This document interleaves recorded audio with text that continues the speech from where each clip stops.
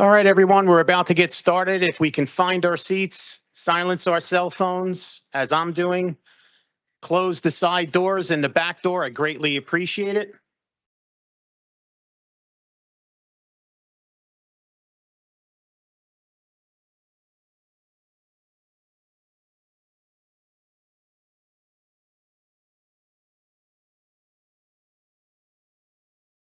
Okay, good evening, everyone.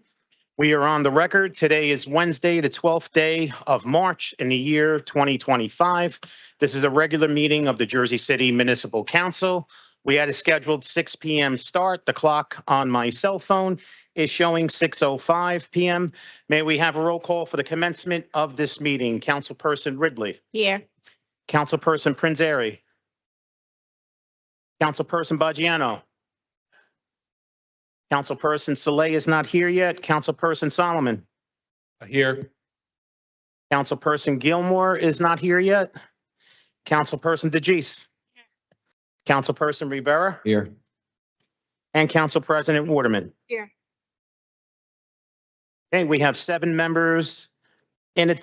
council members in attendance at 6:05 p.m. Can we kindly rise for a moment of silence, please?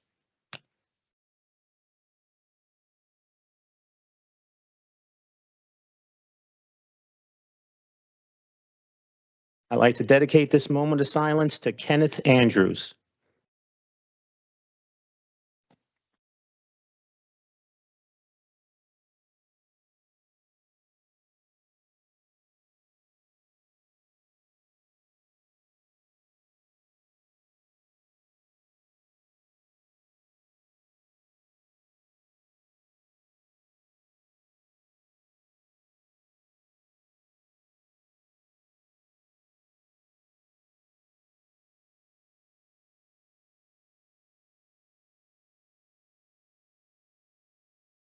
I see that we now have councilpersons Saleh and Gilmore present at 6:06 p.m. So we now have all 9 members present.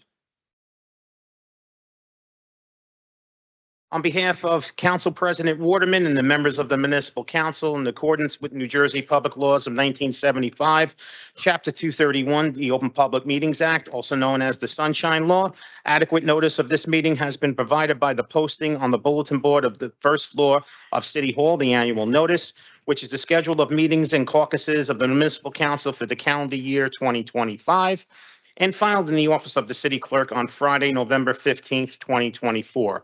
In addition, at its time of its preparation, the agenda of this meeting was similarly disseminated on Friday, March 7th, 2025 at 4:25 p.m. to the Mayor, Municipal Council, Business Administrator, Corporation Council, and the local newspapers, and posted on the city's website, so I can certify as to our total compliance with the Sunshine Law. Okay, we're going to go right on to our first reading ordinances.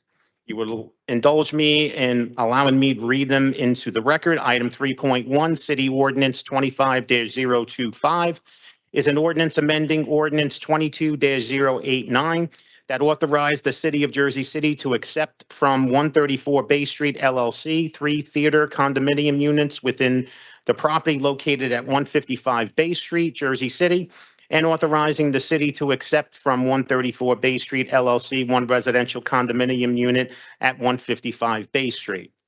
Item 3.2, City Ordinance 25-026 is an ordinance amending Chapter 131 entitled Uniform Construction Codes, requiring applicants for construction permits to demonstrate prior approvals from certain city officials and agencies.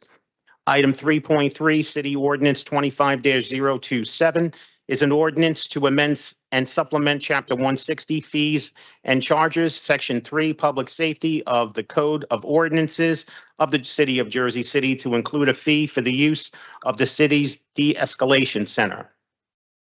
And item 3.4, City Ordinance 25-028, an ordinance amending Chapter 160 Fees and Charges and Chapter 175 Food Handling Establishments as regards regulation and permits for mobile food vendors. Council members, I'm going to be taking a vote on items 3. Wait a minute, Sean. Sean? Yep. Sorry, Clerk and Council President, two quick things. So first is on 3.4, I just wanted to update the council on changes made based on the feedback. So we took out the portion on the push carts, Okay. that's removed. And then the reduction in fee for zone 1 permits is now $1,000, which it had been 20%, which which was closer to 2,000, a little more than 2,000. So I just want to update them, and then we're committed to meeting with all the business interests before second reading. So I just want to say those on the record. And then for 3.2, our office, this isn't our ordinance, so we didn't change it obviously, but we did want to offer an amendment on 3.2 to add in the tax collector's office to confirm compliance with payroll tax requirements as part of the local approvals. So I do want to ask if we could either, make, I don't know if I formally make the amendment or how you wanted to handle that. Councilman, we could do it in the second reading. Okay. Yeah, we'll bring it back in a second, right? You can either do it then, as long as it's not a substantial change. Right. If it is, we can add it tonight. Okay, let's add it tonight just to be safe. That's What fair. are you talking about, 3.2? 3.2. Yep. It should be, well, all right. So What's the? We need more. Councilman Solomon, if you can just reiterate what we're going to be adding to 3.2. Sure. So it's section D, local prior approvals. And it lists right now, 1, 2, it has a list of, I believe, 6, and we want to add a 7th, which says Jersey City Tax Collector's Office to confirm compliance with any payroll tax requirements. If you can just email me that language as soon as the meeting is over, I'll go downstairs and update it so every member of the public can also see what we're voting on as far as that change is concerned. Okay, great. Okay. All right. With that being Uh, said, Sean, can I just say something? sure. All right. First of all, Solomon, I'd like to know more on 3.2. We could talk about it during the week. On 3.4, I just want to say that I've received calls from the business people. As I said, I used to work downtown. We received calls from brick and mortar businesses. They too have already been hurt after the pandemic. These businesses did not know anything about it, this ordinance. I mean, everyone must work together on this amendment. When the first ordinance was created, brick and mortar businesses, HHS, council members, and the Food Truck Association worked for many months on this. Councilman Solomon, can you please include the brick and mortar businesses and the SIDs? The SIDs are one of them is a little annoyed about this. I know the Journal Square SID is interested in making changes as well in their area. So maybe possibly this should be tabled. You should go back and sit down and speak to the businesses along Newark Avenue and speak to the SIDs. We're happy to meet. I would like to introduce it. Happy to meet with them. All right, yeah, we got. If it takes time, All right. happy to take time on it. It's the first reading, but if not, it should be pulled and because they have to be satisfied. These businesses along Newark Avenue have been hurt and a lot of them are not doing too well. Okay. All right. So, council members, I'm going to be taking a vote on items 3.1 through 3.4.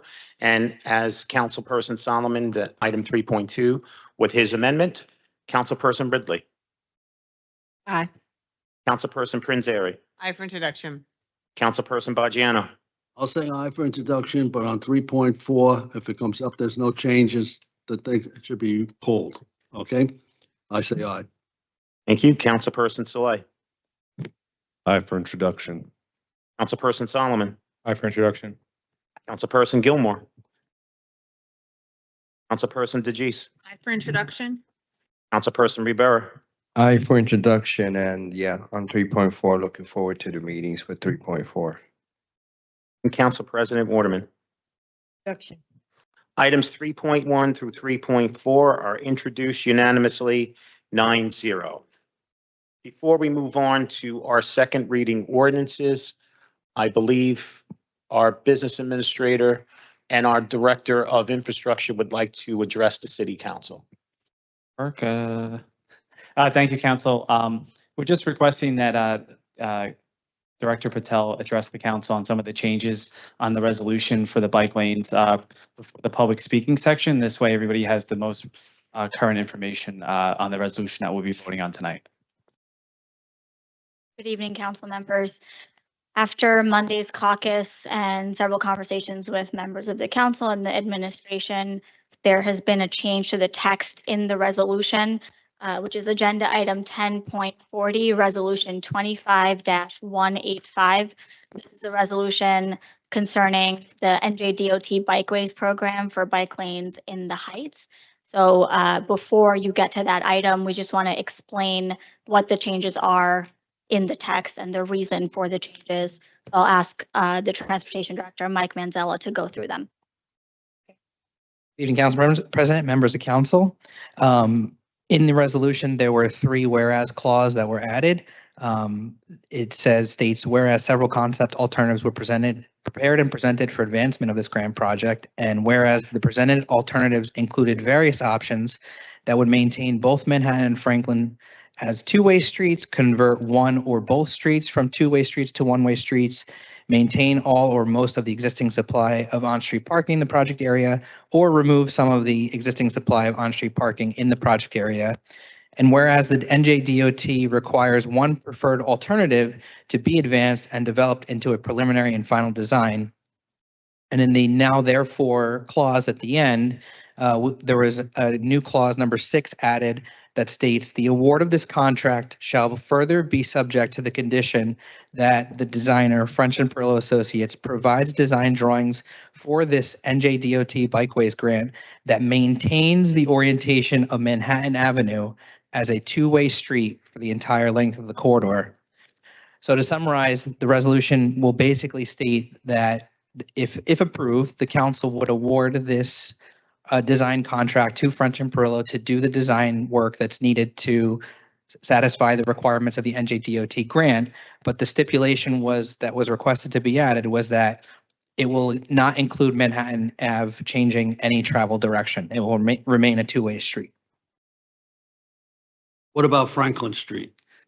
That is still an option, as it could be one way. You're making a change. We sat down with the police department, the fire department, the hospital, and everybody else, and they all voiced their opinion. If you're going to make changes, we have to sit down with them again and get this approved, because we're not going to endanger any lives. The fire department talk to you expressively about how this could hurt them. So I think if you're going to make changes, we have to sit down again. We have to have another meeting, and this should be delayed then. So these changes were requested by the council and the administration to, take Manhattan Ave off the table as changing directions. It was our understanding that that was the council's direction, and that there's still an interest in, if this grant project does move forward, looking at Franklin Street. If that's not the case, the council always has the prerogative to vote no.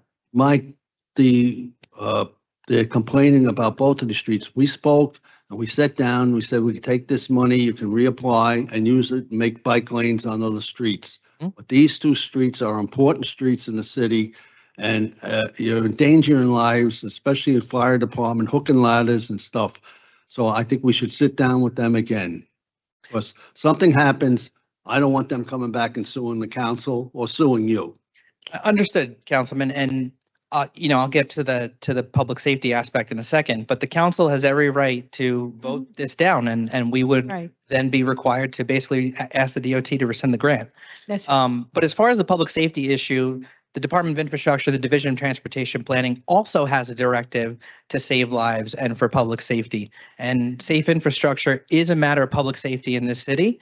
And we fully understand and respect that the Department of Public Safety has a responsibility and a directive to save lives when there are emergencies, and we fully understand that and have worked with the Public Safety Department in this process over 2 years looking at this grant project. But we also have a directive to save lives, and it is proven time and again, both in this city and in national and state level research, that incorporation of bike lanes increases safety for all road users and reduces the number of crashes. Well, then, Mike, get the, Rich, let them talk. Go ahead. Council President, to ask. this was just for everybody to be updated on the most Right. current. We know. Now here it comes. Would you, Once they all want to say something. would you be able to make sure that if approved, that we'd be able to complete the bike lane project within the parameters that have been given to us by the NJDOT? We will make every effort if we given. Is it possible? Like what, It's possible. Anything's possible. We're already, I think, as Director Patel explained at the caucus meeting and the previous meetings, we're already under the gun in terms of timeline. There's just been a not direction. And we will do everything we can to make it happen and push for an extension if that's even possible, even though we've been given every indication from NJDOT so far that it's not. We will do everything we can to make it happen if we are awarded this contract. And this is the compromise plan from like the last 8 months, from like the community coming together and, you know, whether it's public safety, Central Avenue SID, the bike lane advocates, the people that live on that block, like this is the plan that was finalized by your expert engineering expertise. This is the compromise plan. First plan.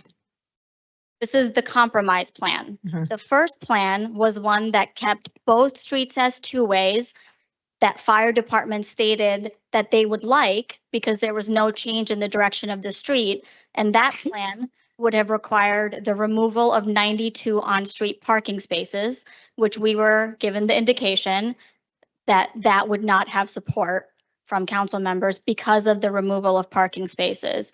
We then came up with a plan that would keep as much parking as possible, but then would change the direction of the streets to make the bike infrastructure fit. That is something that public safety said that they would not favor, but it solved the problem of keeping as much residential parking as possible. And then that is why we came up with this compromise plan, Mhm. which tries to accomplish a little bit of both. Okay. I think you get a little bit of everything. You have Manhattan Avenue stays two-way, Franklin Avenue, which is next to the school, gets turned into one-way. And I have seen a lot of schools that have one-way streets, and you know to avoid them when the school's let out. And you'll get a left turn signal on Manhattan Avenue as well. So I think no one's going to be happy. Everyone gets a little bit of everything. Councilman, ultimately, our job is to present all of the options possible to you. Mhm. That is what we've done at the last caucus and council meeting, at this week's caucus, and now at this council meeting. So the options are in front of you. All right, And we've summarized what the changes are in the resolution. Annie, you got something to say? Okay, here's another letter we just received from the fire. Talk. I just have a question. Based on the last meeting that we had with Public Safety, Councilman Bogiano and myself, right? There was a fire director, the fire chief was there. There was a fire captain that lives in the area. Director Shea was there in that meeting. Director Shea stated that the study that was done made no sense because it was done by the union, right? But the union members that were there are Jersey City firefighters. And they stated that both choices that you just gave, and they stated that they were concerned with the apparatuses that they have within the Franklin Avenue area, because then that means we would have to change street routes. And they stated that they do not want to be at fault if there is a life loss. That's what they stated. So what are we doing? Like, so, I just want all of us, since we're being on the record here and everybody's on the record here, right? So is what the fire department stating, does that not matter or does it matter? Council members, I think that is for you to decide. Okay. It matters to us what the fire department says. However, the plan has not been designed yet. So while I understand their concerns, the plan, this entire exercise is for the design to be done. And then all of these considerations would be built into the design. At the meeting that you just referenced, the representatives from the fire department also said that they would prefer the plan that removes 92 parking spaces from the street because that would be more favorable to their operations. But ultimately, as Director Shea said, and as I am saying, we understand the options in front of you are difficult choices, but our department's job is to lay out all of the options and all of the pros and cons of each of the options to you, and we defer to you on the decision that's ultimately made, and the decision that you make is the one that we will then carry out. Any more questions? Yeah, Parker, I just got another letter from the fire department saying no. You know, you said the other day you could take this money and put bike lanes on other streets. I did These not. two, No, no, no. yes, you did. No, They You- can't. It's a certain grant. Not this money, you can apply for another grant. That's correct. okay? Right. You know, you're endangering the lives of people that own homes there, with the fire trucks. The police department said no, the hospital said no, the nursing home said no. I mean, you're aggravating a lot of people with this. Apply for another Completely grant. understand, but Put the the bike decision lanes- is not mine to It's not, make. she's not making a decision. We have to make the decision. Gilmore, People's lives are in Frank, you got something danger you wanna every say? single day, 24/7 on the streets. We are just trying to make the streets safer for the people who are the most We vulnerable. just got to vote at this point, but go That's it. ahead, Frank. Yeah, well, I just want to focus on the turnaround and the time, right? You can't guarantee anything, right? But at some point, when you're making decisions on spending money, you have to be able to do it with some level of confidence.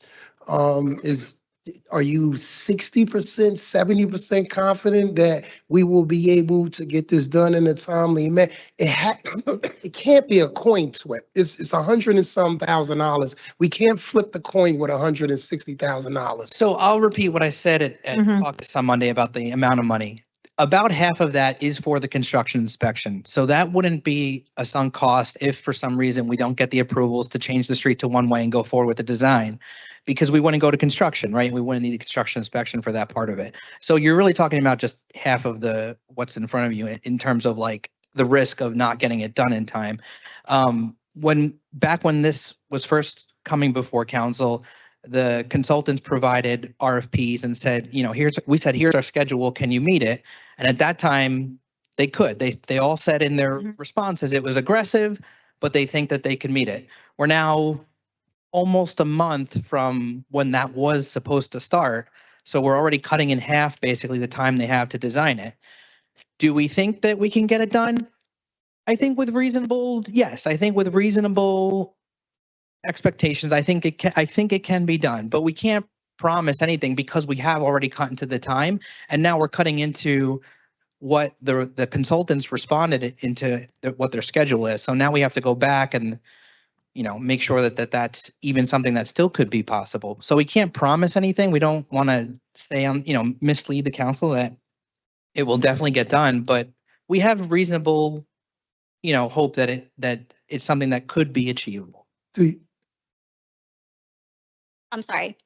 And to add to that, we've done everything we can to prepare the consultant so that they know exactly what direction they're going in, exactly what their expectations are, the deadline they have to meet. So we've taken all of those steps ahead of time as pre-work to let them know, listen, you're not guaranteed this contract because ultimately the decision is up to the council. But if you win this contract from the city, these are the things you are required to do. So they have already started preparing in case they are awarded the contract today, that tomorrow morning they get started on the work that they have to do. So these are steps we've taken to prepare as much as we possibly can, with this vote being the unknown. Again, there has to be, like, executives just don't make this. You have to have some level of comfort. Either 50s, like there has to be a reasonable expectation. Irregardless if it's all the way up here or all the way down They don't here. have it. You They don't have guys are tasked, right, with executing a plan, getting it to the people. This is not your first rodeo at this, right? So what I'm saying is I'm not willing to spend any of the taxpayers' money on, I think this might happen. Well, Frank, they don't know the answer, but go ahead, Denise, you can go, because you know what part of the problem is? It's not our fault that this arrived to us at this time. Based on, to my understanding, this was going on ever since January.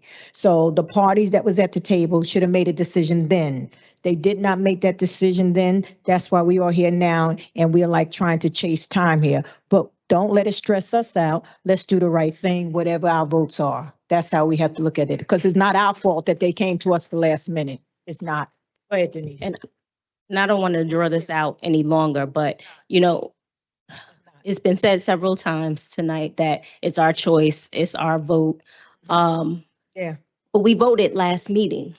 So Mhm. what is the difference between the ordinance that's on today, not Director Manzella's amendment, but before he made that amendment, what's the difference between what's on our agenda today and what we voted on at the last meeting? Like, why are we here again?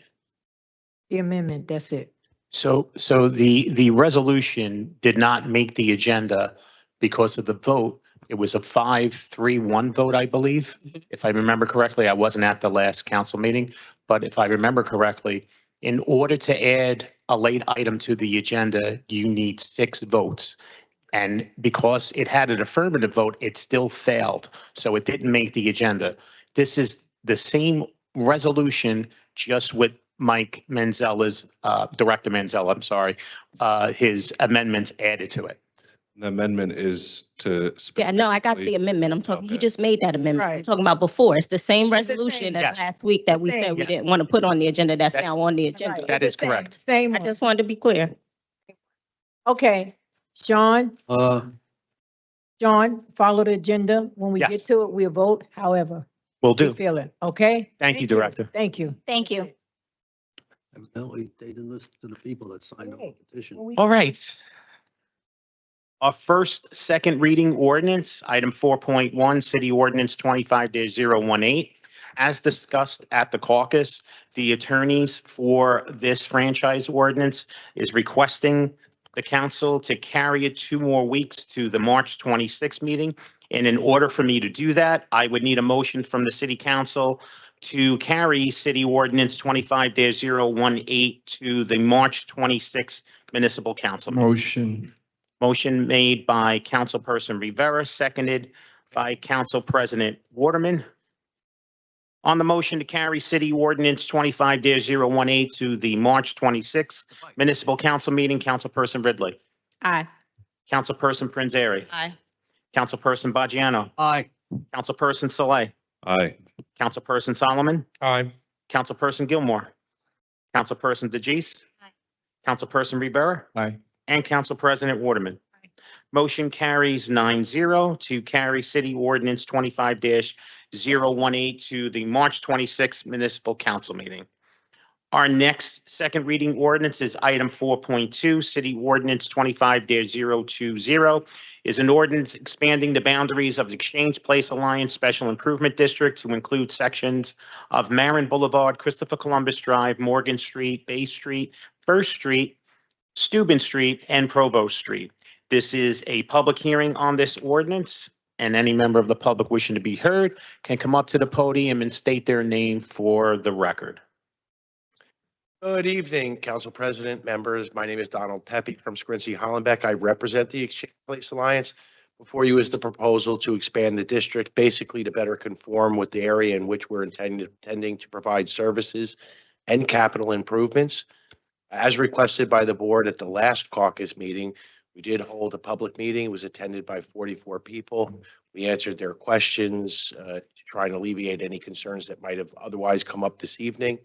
I think that meeting went resoundingly well. I heard no negativity about the proposed expansion.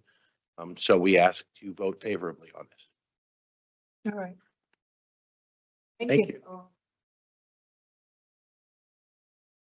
This expansion doesn't have anything to do with the meeting from yesterday, right? This is a separate one?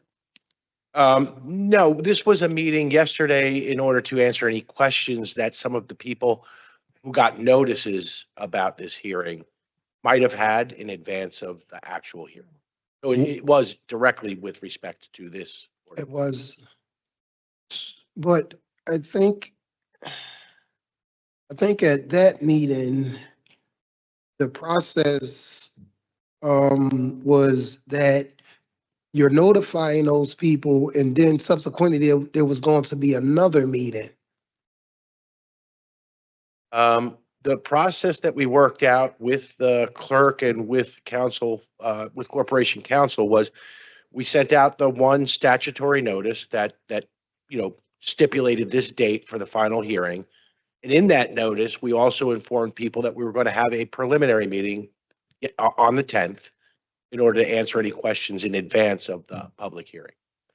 I guess I'm confused because I heard verbatim on the meeting yesterday that there was going to be a follow-up meeting as it relates to does this have anything to do with that area? I just want to make sure I'm clear here. No, but on.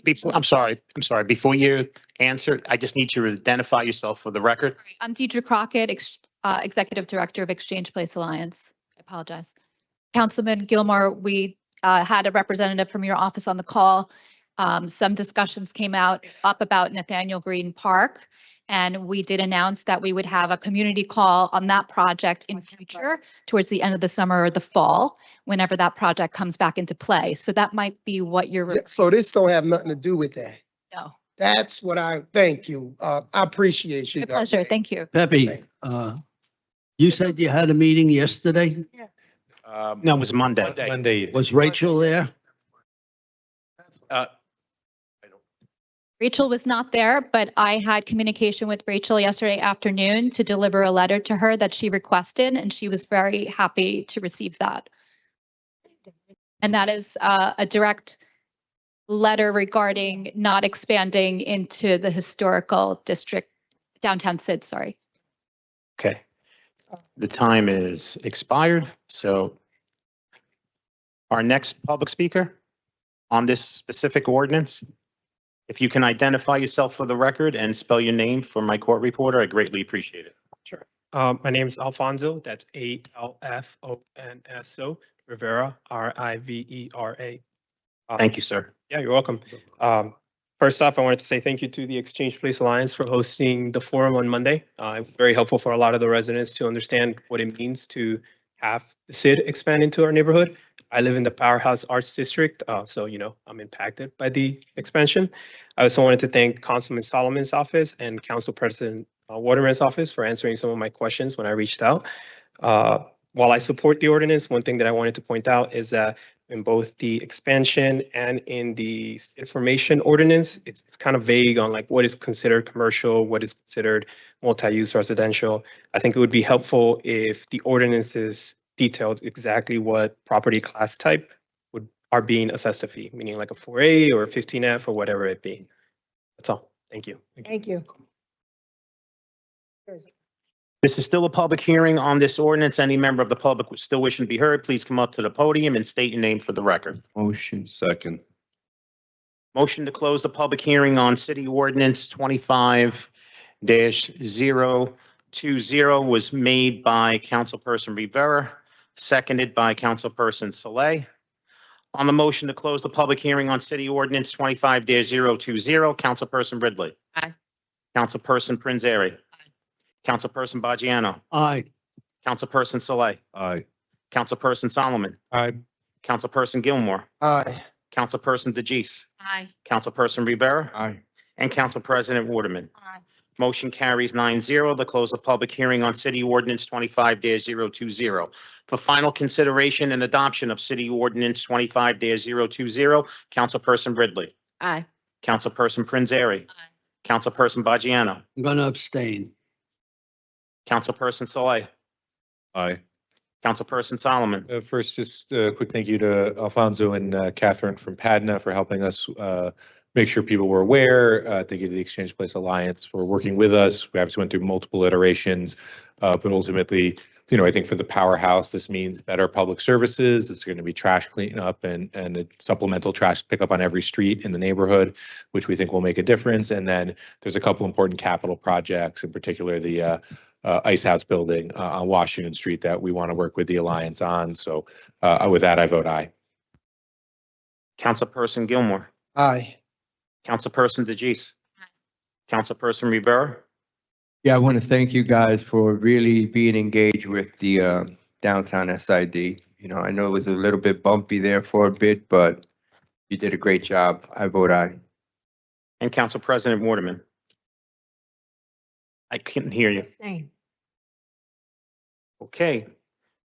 City Ordinance This 25-020 is approved 702 with council members Bajiano and Council President Waterman abstaining.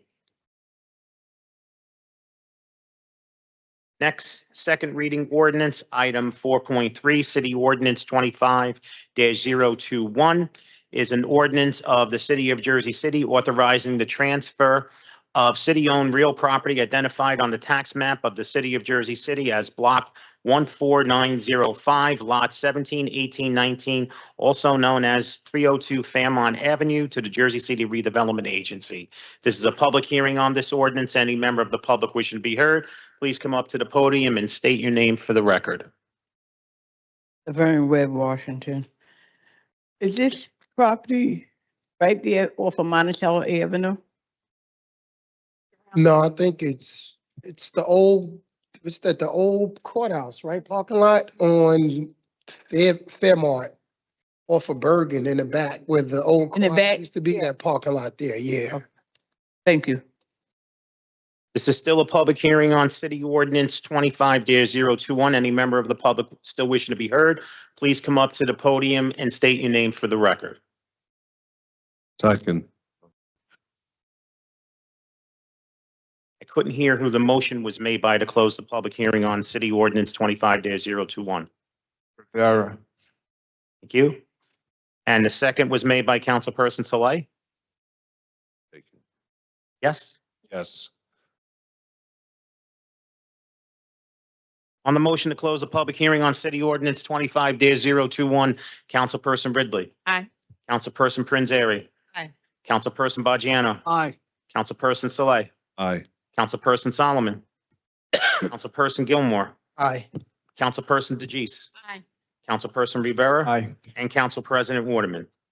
Motion carries 9-0 to close the public hearing on City Ordinance 25-021 for final consideration and adoption of City Ordinance 25-021. Councilperson Ridley. Aye. Councilperson Prinzary. Councilperson Bajiano. Aye. Councilperson Saleh. Aye. Councilperson Solomon. Councilperson Gilmore. I just have a quick question, I guess, for legal or the BA. Hey, John, any one of the Johns, as it relates to the actual transfer, why did the city have to transfer to redevelopment to do the parking lot versus being city owned? Because I thought all of our properties were under the jurisdiction of the Jersey City Redevelopment Agency, but it's not. We actually still have some. So I'm just trying to figure out what. Yeah, so Councilman, what they'll do is they'll conduct a study for the highest and best use for that property. And then they could also in that process determine a designated developer if we wish to partner with them, or we can do a contingent sale. The way it works, if the city retains the property, you know, we wouldn't have the ability to designate the developer, and we'd have to sell it at a public auction at the highest and fairest offer. Yeah. All right, I vote aye, John. Sean. Thank you. Councilperson DeGise. Councilperson Rivera. Aye. And Council President Waterman. City Ordinance 25-021 is adopted unanimously 9-0. On to our next second reading ordinance. Item 4.4, City Ordinance 25-022 is an ordinance of the Jersey City Municipal Council amending the Jersey City Land Development Ordinance, Chapter 345, Article 3, Application Requirements, Development Procedures, and Checklist. This is a public hearing on this ordinance. Any member of the public wishing to be heard, please come up to the podium and state your name for the record. Laverne Webb, Washington. So this means that as a developer, we don't have to go through this checklist the way we've been going, or there's gonna be a new way? No, you do, Laverne, sorry, Mrs. Washington, excuse me. So essentially what this does is it makes it digital and that accepts digital signatures from the planning board, essentially. And includes some additional language for the MUA. So it won't be so paper intensive. It'll go through Tyler and through the digital process. Okay, thank you.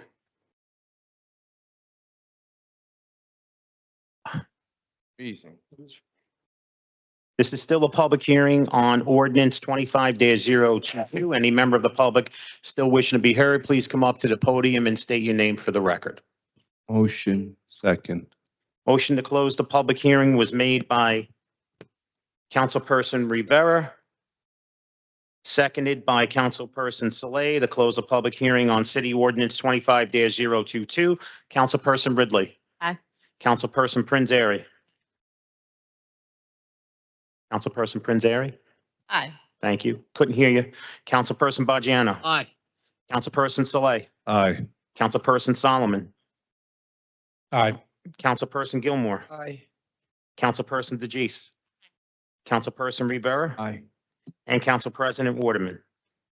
Council members, I'm just going to say this. I don't want to keep saying it through during the meetings. If your mics are not on, members of the public watching at home cannot hear how you vote. I just wanted to let you know. So the motion carries 9-0 to close the public hearing on City Ordinance 25-022 for final. Sorry, clerk. Excuse me, I'm sorry. As spoken about at the caucus meeting, there is an amendment to this ordinance, which is the amendment to the plan. And the amendment is on, I believe, the very last page of the plan, if I'm not mistaken. Councilperson Solomon? It's section 345-28, signing and distribution of approved plans in section A. I believe that's there, but I thought there were a couple other sections as well that we had said earlier. I think does the Corporation Counsel's office have the language? So the only one that I was given was the one that had the amendments to section 345-28. I didn't receive any other amendments. It's up on the digital agenda, Sean. It does have it. I can read the other highlighted portions if you'd like Okay. me to do that. And are they substantial changes? No. You want me to read them? If you don't mind, that would be Sure. great. Okay, and I'll make sure with the councilman that these are correct, the yellow highlights, right? Okay. So we're also making amendments. This is on it begins on page 5, 345-22A2. The city planning staff shall request the JCMUA to review the application when appropriate. The applicant shall forward copies of the application and plans to review agents upon request. Sorry, just to be clarify, if I could just ask our policy director, Isaac Smith, to come up. So as even to clarify, that's the section that's being removed, correct? There's some pieces that are actually the yellow's missing, so we took. Use your mic. Oh, sorry. So there's some sections in which further up that the language is removed. So that's actually removed in the new version, Corporation Council. Do you have that on you?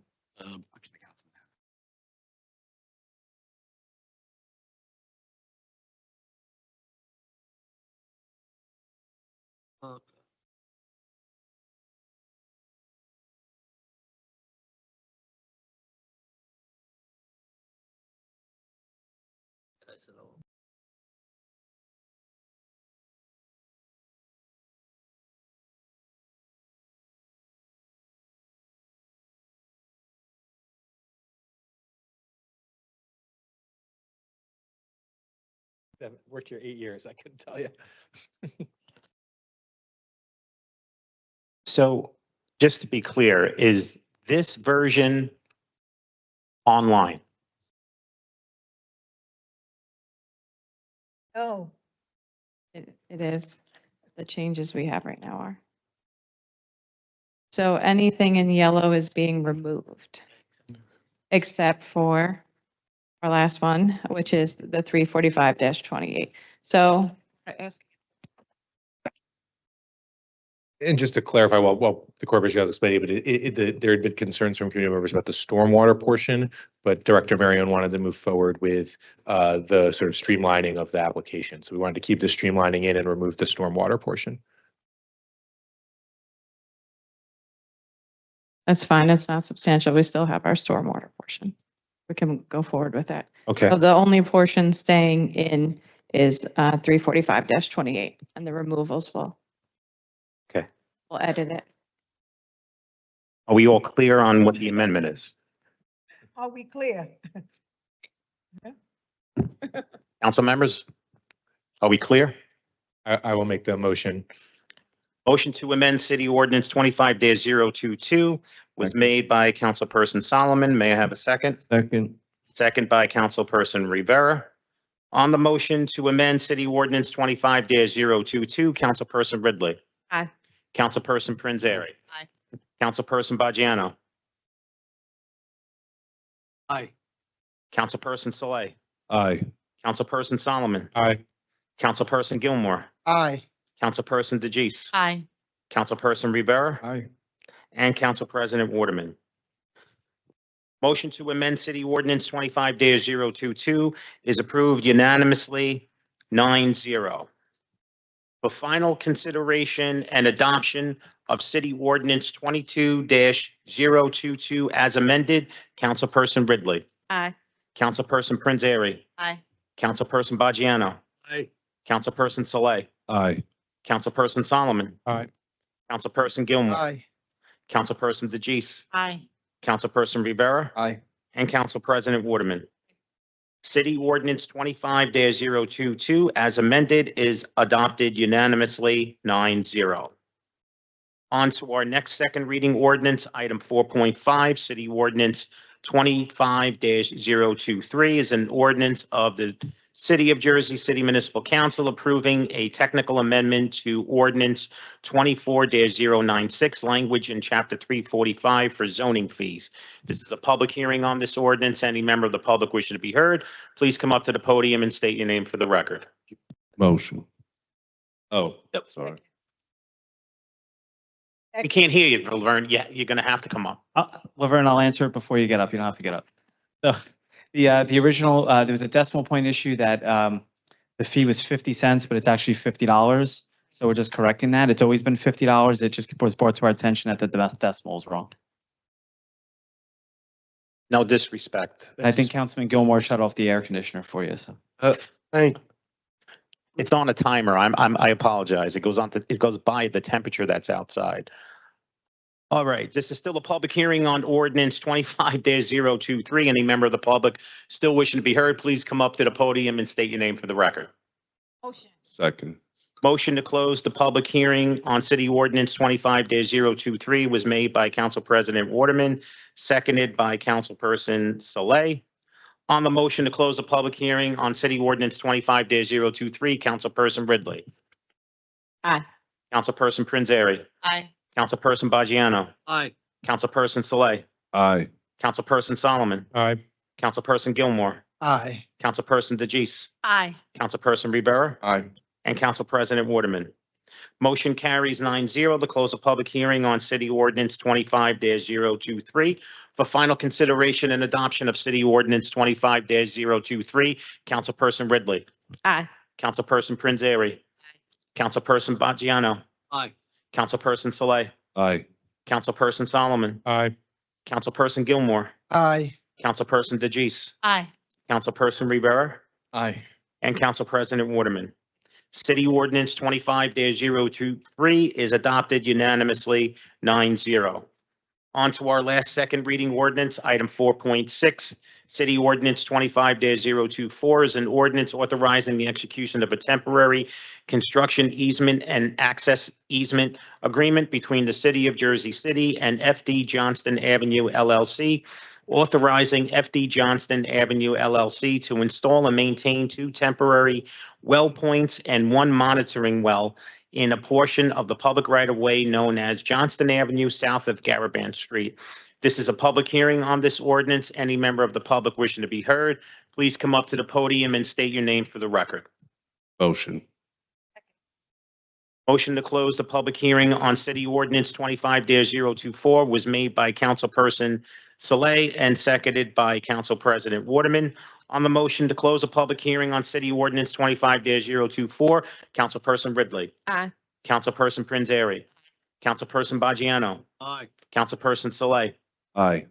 Councilperson Solomon. Aye. Councilperson Gilmore. Aye. Councilperson DeGise. Aye. Councilperson Rivera. Aye. And Council President Waterman. Motion carries 9-0 to close the public hearing on City Ordinance 25-024.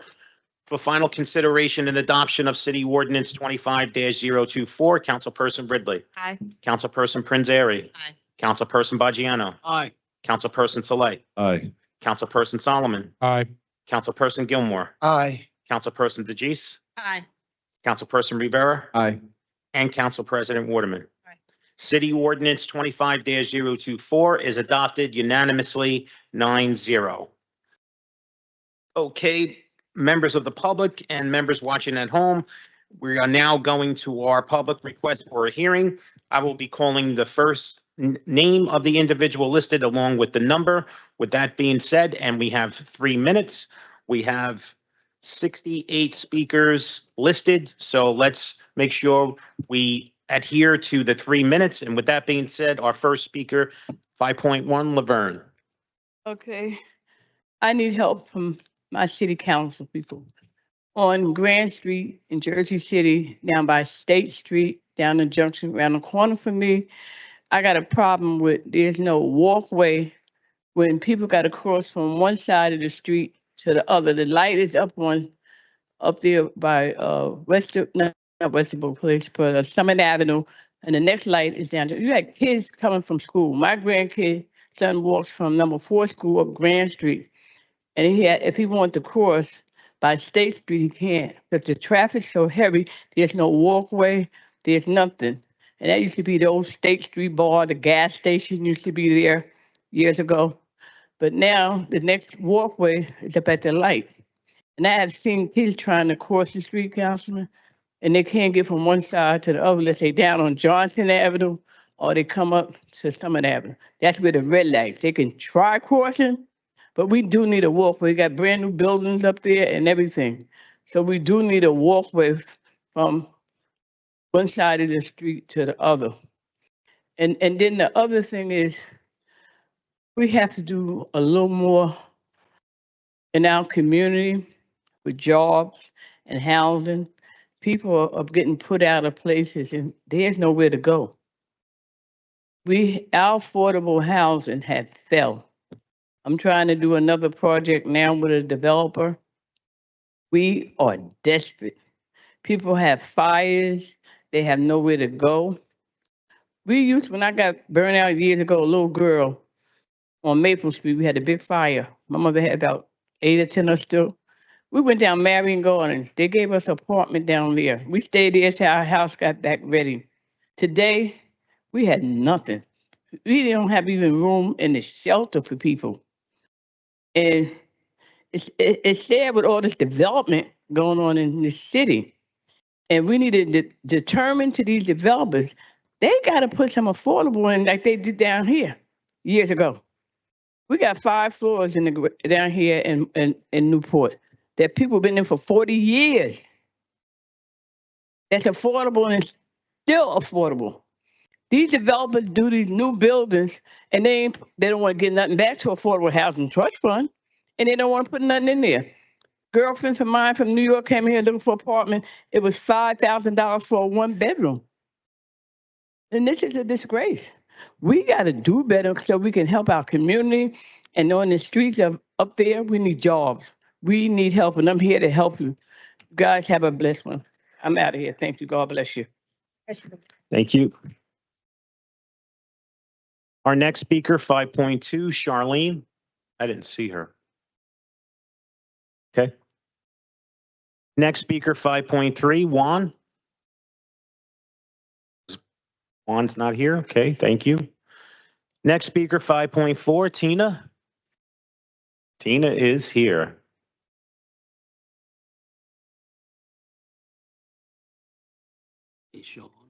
Yes, I work for Education at Gilmore, but I'm also speaking upon myself, Tina Knowles.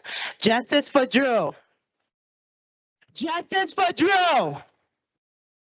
So I'm wearing my green hat, mental health aware of letting everyone know in our community that we still haven't got no type of help for mental health in our community. We still haven't got that apologies for then what they had said about Drew about what that day that happened. So I also want to talk about Director Shea.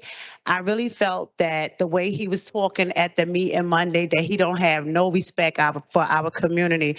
I remember the 2 times my car got shot up in my community, and I was letting the cops know what happened, and they told me that I was storing, that didn't happen in my community. I had to call Education of Gilmore to come around there to let them know of what happened. Soon as I called him, it wasn't that he didn't believe me. He knew what was going on. He came around there to realize that on the camera, they really came through shooting. I also found a bullet inside of my store of them shooting. To see that Shea, to see that how he kept turning back around to laugh, it wasn't a joke. We definitely need safety in our community, from crossing guards, from the cameras, from crossing walks, from red lights. We definitely need it. Apparently, he don't want to do his job. So apparently, we need to just go ahead and take his job away. That's the reason that we're not growing in our community. And Ward F, they take it as a joke because no one is in our community walking around seeing that the stuff that we are going through. I get phone calls constantly. I know my friend Elwood get tired of me calling him every day about domestic violence. I guess my community feels so safe that they reach out to me for help. We help out with TRA. We help out with housing. This is some of the issues that we should have been talking about. So I thank God this year right here, we will be getting a whole new team up there. And don't get it messed up. And some of y'all have been doing the right thing in the community, and I want to salute y'all for that. But it's time for all the joking, all the playing, and all that. I walk around my community for free. My phone call every day for my community about something going on. So to see that's happening, it is an issue in our community. We need to stop letting anybody come in our community and say what they're going to do for our community. This is our community, and we are taking back our community. Our next speaker, 5.5, Edward.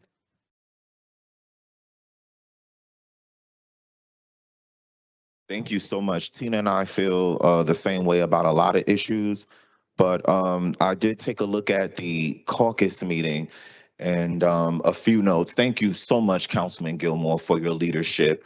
With the no confidence in the director, I really support that. I was shocked from the representative from Ward B. Council lady said, so this is akin to, just a censure. And the response was yes. And the law department responded, what would be the other option, you said? And it would be removal. And I thought, well, that's exactly what we want. That's exactly what we need. So I do wish that you were all there now. There was 3 steps. There was the vote was at the end. The notice, I guess, was first, and then there was a second step. But I do wish that you were all there because we have zero confidence in him. And it's a shame that the mayor, thank you for educating us all, took the authority from the council. All the directors of the departments are appointed. So how do we have accountability? Accountability with Drew, accountability with the crime rates, accountability with police abuse. And I haven't heard much. I thought to myself, I haven't heard much from you, Miss Amy. You made a few comments a few months ago that were very instructive about 911 and 988. And I thought, well, I haven't heard anything from her much. Hopefully, she's communicating through the emails that may have never made it to where they need to be. But hopefully, any communications moving forward will make it. The BA will make sure of that. Thank you so much, Council President, because you said more than twice that, you were tired of the hoopla about the public safety director. And so you had forced him to the front and, had him answer, the public's concerns and so forth. And I just wish that you would drag us all a little more forward because it's evident and it's clear that the mayor's turned his back on us and the guy he appointed for public safety isn't the guy that we need now. And I just wonder why we're all not, we're not there now. Many of us in the community feel like it's because our elected officials might be in the pocket of the mayor, like on his team and support the vision for him. And if that's true, then you too are not what we need now in our city. So I'll be back. Thank you. Thank you. Our next speaker, 5.6, Gina.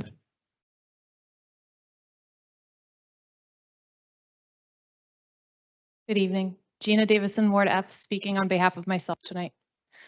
Justice for Drew. Justice for Drew. Tonight, I am speaking in support of item 10.2, resolution 25-147, calling for a vote of no confidence in our Director of Public Safety. There have been many calls for removal, but as I understand it, this could take longer than waiting for the next administration. So this is the least we can do. Considering the lack of movement on many issues, the disrespect shown to this council, and from my perspective, a complete and utter failure to serve Andrew Washington and the Washington family.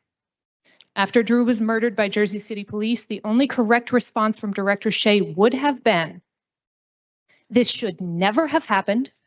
This will never happen again. And here is the plan we are putting in place to make sure it never happens again. That said, if the ESU had been properly trained in de-escalation tactics in the first place, Drew would still be here today. Mr. Shea's job is not an easy one, but when you take on a job that big with that amount of power and money, you know there will be some public evaluation of your work. We are tired of having significant gaps in traffic safety, crossing guard staffing, and mental health crisis response. By the way, Director Shea has said that if he had it his way, he would have nothing to do with mental health care. He would leave it to the social workers. But that's not realistic, and it's troubling coming from our Director of Public Safety. He also said on Monday, he, quote, hates bike lanes. From what I can see, he's even disregarding what some of his fire team are advising you all on about the Manhattan Avenue project.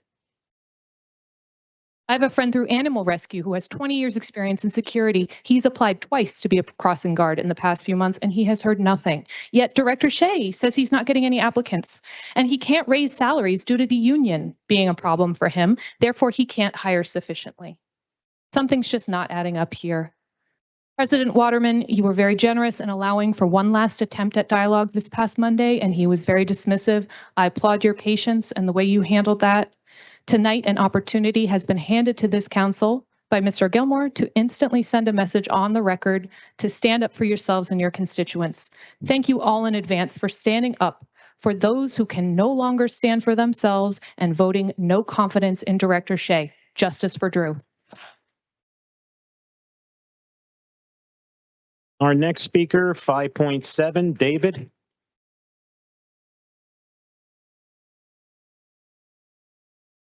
Hi, members of the council. My name's David, and I live in Ward C.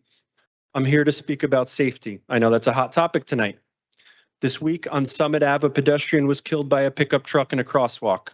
The first thing I did when I saw that news was run to my phone and text my spouse to ask how her commute was. She rides a city bike downtown on Summit every day, walks into the PATH station, and I hadn't heard from her. I was worried, and I was relieved when I saw that she had read my message, and then I felt guilt, because I shouldn't be breathing a sigh of relief when someone else lost a family member. There's no amount of enforcements, and there is no time that the response could have been reduced that would have prevented that loss of life. There are things that could have prevented that loss of life, and we know this. Curb bump outs, raised crosswalks, speed bumps, narrower driving lanes, infrastructure. They greatly decrease the likelihood that vulnerable people will be killed by cars. We have experts in Jersey City on street safety. They're here tonight, our infrastructure department. They identified another dangerous corridor. In fact, it's the street where my wife and I own a home, Franklin Street. We've lived there for 4 years. Infrastructure chose Franklin Street for safety improvements because multiple crashes, including hit and run incidents, have happened there recently. They've recommended a protected bike lane be built to slow traffic in front of PS8. I'm asking for you all to vote yes on the resolution to contract a firm to design the bike lane, a very important first step, and slow car traffic on my street.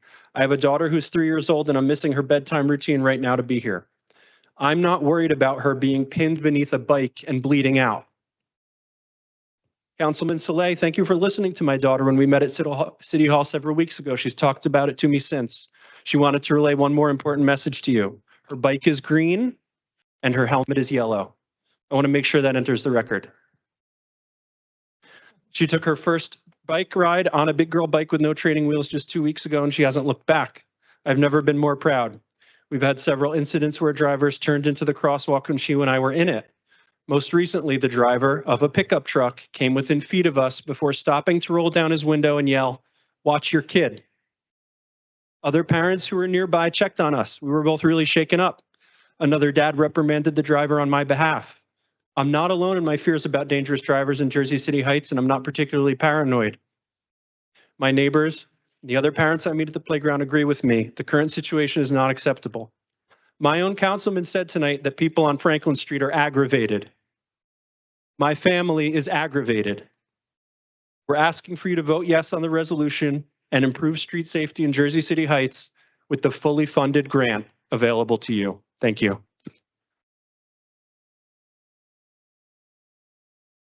Our next speaker, 5.8, Ann.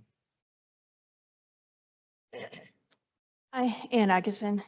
You can bring the mic down, Ann. You don't have to stand on your tippy toes. Thank you. I'm shorter than David. I'm sure too. Go ahead. Okay. I am here to speak in support of the protected bike lane in Jersey City Heights along Franklin and Manhattan Avenues. I live there. I own property there. I pay property taxes. I am part of the community and I ride a bike and I support the bike lane. The only legal place to ride a bike is in the street alongside cars. In all of this talk of safety that I heard tonight, I'm horrified that we are not talking about the lives of the people who ride bikes in the street. I'm one of those people. I ride as a form of transportation. I plan to ride a bike with my 3-year-old kid, and I have to ride in the street with her. If you are truly worried about people's lives on your hands, please look at my face. I'm serious. Please look at my face. There's one person who's not looking at it. Interesting. If you vote no, and I get hit by a car in the street, I want you to know that my life would be on your hands. It is truly hypocritical to me and frankly unconscionable that some of you have been talking about safety and you don't care about mine. I usually come in here with lots of smiles. I'm usually real positive, but I sat here in the first part of this meeting and I'm shaking. I cannot believe that you're talking about safety and you don't care about the pedestrians walking on the street in crosswalks and you don't care about the cyclists on the street. Even if you don't ride a bike, the food that you order rides a bike. We should care about people. I have so much time left. I thought that was going to take longer. I do want to thank Councilman Saleh for having the courage to bring this up. I believe you when you said it was going to be hard. And I want to thank, although I think they left, you guys yelled at them so much, but the Department of Infrastructure, who's done an amazing job to try to curtail all of the various concerns that you guys have had this whole time. It is not their fault that this is the last minute. Okay? Please vote yes. Thank you. Our next speaker, 5.9, Dana.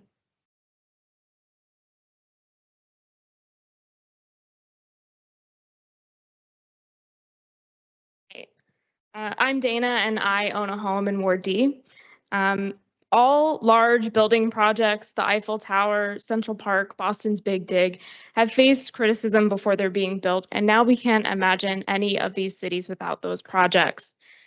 Change is incredibly hard, but in order to have a safer, more equitable community, we have to make changes. The Franklin Manhattan bike lane would be the first protected bike lane in the Heights and would greatly improve the walkability and bikeability of my neighborhood. I fundamentally disagree that People up in that area are all against it because all of my friends and the 800 people that wrote you all letters want this lane. There are so many reasons to build this lane, and I'm going to highlight 3. I am carless by choice, but not everyone has a choice. The cost of a car is thousands of dollars up front, and not to mention you have to pay monthly maintenance and tolls and gas. By comparison, a used bike can be a few $100s or even less than $100 and get someone mobility when they didn't have anyone prior. No matter how we choose to get around, we deserve safe options. In addition, businesses along bike lane corridors often see an increase in sales, even if areas close by don't. For me, I work from home, and so I don't really go past Central Avenue much because it's too far of a walk. But with a safe cycling route, I could go to La Milpa, or I could go to Frotha and Franklin, or I could go to Ichiban a lot faster and just think of all the tacos I could be buying and supporting our local businesses. The multitude of reasons to build this lane are so incredibly important, but safety is the most. Just this week, a 73-year-old man was killed by a driver at Summit and SIP. A cyclist was hit by a bus at Palisade and Hutton, and I almost got hit by a driver at Summit and Griffith for someone who was just not paying attention that the light was in my favor.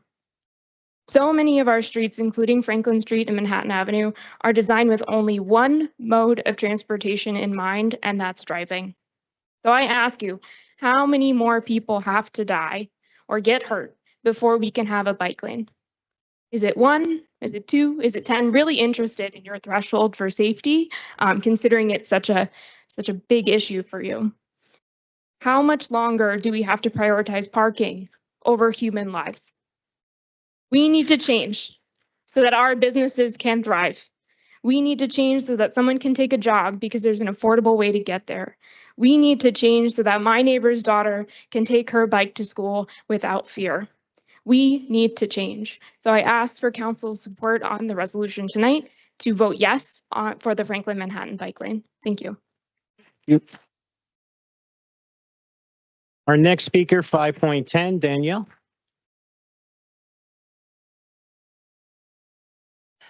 Good evening, council members. I'm here tonight to speak about Jersey City's broken approach to public safety. What we're doing is not working. As you've heard, on Monday, March 10th at Summit and SIP, a pedestrian was run over by a pickup truck and pinned underneath for over 30 minutes. They were unresponsive when found, surrounded by blood, and rushed to Jersey City Medical Center. How many more people have to be hospitalized or killed before this city takes action? City leadership says it's all about saving lives. But if that were true, we wouldn't let parking take priority over public safety. The city could take just 1% of curbside parking to create fire lanes, like many cities do, but they won't.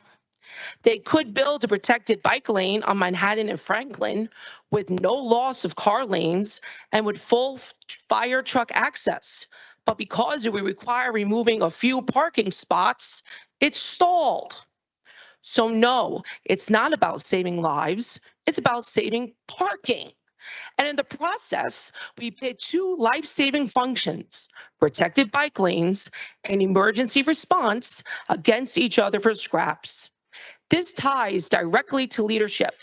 Public safety isn't just about crime stats.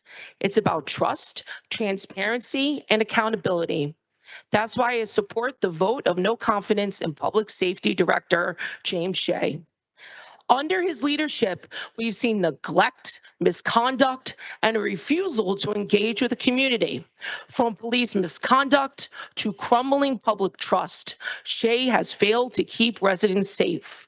When we ask for safer streets, like a bike lane, we're told to wait. Council members, we don't need more waiting.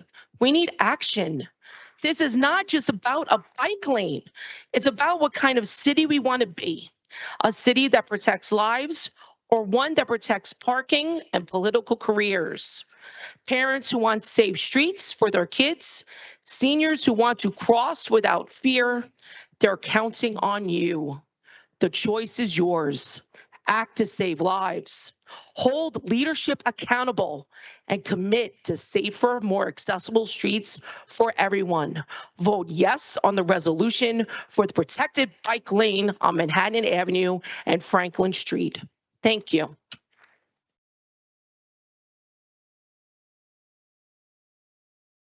Our next speaker, 5.11, Devin. Is Devin here? Devin's not here. Next, 5.12, Dana. Dana Patton.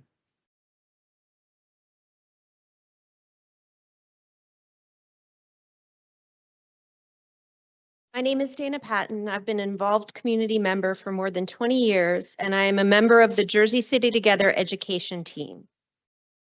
I'm here to talk about the payroll tax, which is supposed to make up for reductions in state aid to the Jersey City Public School District. Our school district has very strict rules about when its budget is due and what can be included. The school district budget deadline is March 19th, and for years, the district has had to use a certified amount of $65 million for the payroll tax, even though the city has apparently collected much more than that. This reflects poorly on the city and raises a lot of questions about transparency around funds that belong to the students of Jersey City Public Schools. As a reminder to everyone here, JCPS students are more than 80% kids of color, and more than half qualify for free or reduced lunch, which tells us they experience poverty. That's who gets shortchanged by not proactively collecting the taxes owed and by not communicating officially about exactly how much was collected. Black and brown kids living in poverty.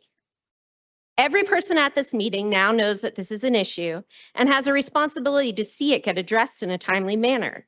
There should be a clear practice established where the city officially certifies to the district an accurate amount, which we are told is actually in excess of $100 million. This should be done every year long before the school district budget deadline. Decisions that get made by the city council and the administration have a direct effect on the state aid for schools. Policy choices caused our real estate to become the largest tax base in New Jersey, with a taxable value of land and improvements of more than $45.7 billion. Yet we still have so many kids living in poverty. Whether the system for giving state aid is fair or not, those policy choices led to the reduction of state funding for our local public schools. Something else to keep in mind, especially with what's happening in education at the federal level, is that across the state, the average percentage of property tax levy that goes to schools is more than 52%. But in Jersey City, we are only currently at 43% going to our schools. On a separate note, I want to talk about the no confidence resolution 10.2 for Director Shea. Many of you have your own reasons for losing confidence in Director Shea's leadership over the years. But for me, the response to the murder of Andrew Washington alone is enough for him to be out as public safety director. Justice for Drew. As the city continues to contemplate its own budget, I'm asking you to think about what Thank you. Your time is up.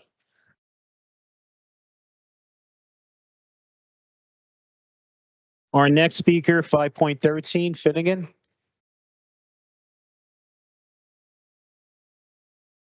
Good evening. My name is Finnegan Patton. I've lived in Jersey City all my life. I've attended many council meetings, but this is the first time I will be speaking. Today, I'm here to talk about ways we can more effectively spend. First off, Finnegan, if you could just put the mic closer to your mouth. There you go. First off, I would like to talk about giving to people in need, giving houses to the homeless and food to the hungry. We could build houses and rent apartments out to the homeless until they can afford to buy a house of their own. We could also provide more food to people who can't get it themselves. This would make a big change in many people's lives. Me and my family volunteer at Triangle Park, and it breaks my heart to see all the hungry people that come there to get food. Moving on, I would also like to address the problem of the school's budget. We have not been giving as much money as we should to schools from the payroll tax. More money for schools means better education and tools to teach the kids. Lastly, I would like to talk about putting more money towards notifying people about how to protect yourselves when confronted by ICE. This would help people stay safe and happy living their lives. It would protect them from being forced back to the place they left to start a new life here. I appreciate your time. Thank you for listening.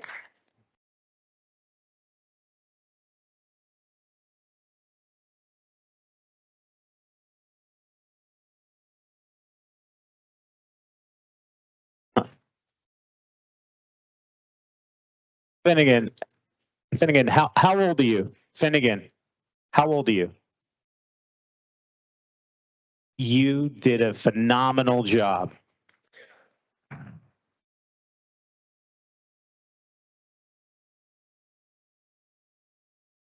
Public speaking is not easy, and you did it like it was seamless for you. You definitely have a career. I'm going to be retiring soon, so it's up to you. Just joking, just joking. Our next speaker, 5.14, Richard. Richard Green? Not here? Okay, next speaker, 5.15, Sean. And not Gallagher and McGar. Not here, okay. Next speaker, 5.16, Ryan. Is Ryan here?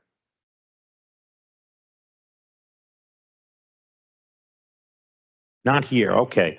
Next is 5.17, and Essence is here. Hi, how you doing? Good evening, council. Sean, we missed you 2 weeks ago. How was vacation? Oh, it wasn't vacation, I was actually sick. Oh, I'm sorry to hear that. I hope you feel much, much better. Okay, so let's get straight to the point, guys. So let's talk about Mr. James Shea, since he is on the board today, right? So as I've read the article about Hudson County View, which he is not sitting here at this time, but looking at the details, it's very, very intriguing to hear him say that, well, one, he was very insubordinate. And, of course, with the favors that are given to city, the things and that's done and the directors that are put into position, obviously, he hasn't had any consequences for that action, which should be. And, without any hesitation for everything that he has said, whether the council read it or not, whether he sent it an hour before, that should have never been his response to say, hey, if it wasn't your choice to read it, or if you didn't have enough time to read it, must I say to council, that is very disrespectful. One, they should be given about 24 to 48 hours to read anything that is given as a response into anything that is being requested by council. That's number one. Let's start there. And then after that, we have council that's sitting here. Half of y'all offices are across the street, as I know as a person that has worked for the city council. So my question is, how come nobody ever walked over to his office, knowing that he basically is in the biggest building on MLK Drive that has the big JC letters on it, but nobody has actually went to his office to say, hey, how come you haven't responded? Or, hey, is there anything that you need? Or is there anything that we could possibly do for you to get a response a little bit sooner? So yes, we have to blame administration for your actions as well.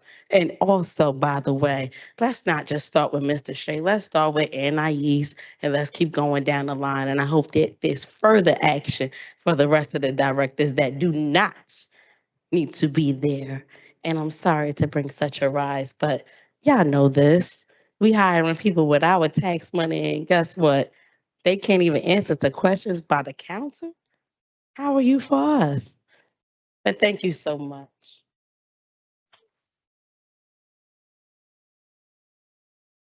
Our next speaker, 5.18, Alfonso, are you still here? You're good. Next speaker, 5.19, Amy. Is Amy here? No? Next speaker, 5.20, James.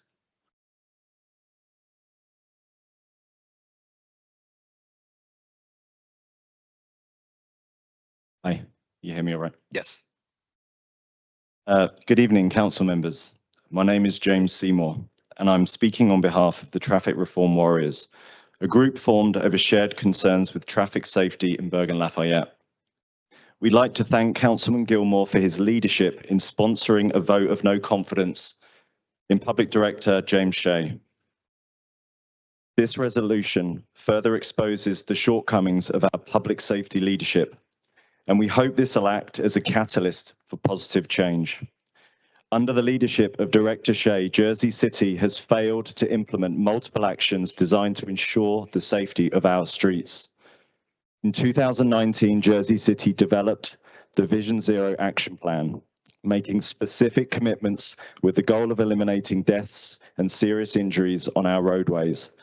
While there have been successes such as designing safer streets, and for this credit is due to our council members and transportation planning and engineering agencies, commitments made relating to enforcement, law and policy are falling short, meeting fewer than half of their objectives under the action plan.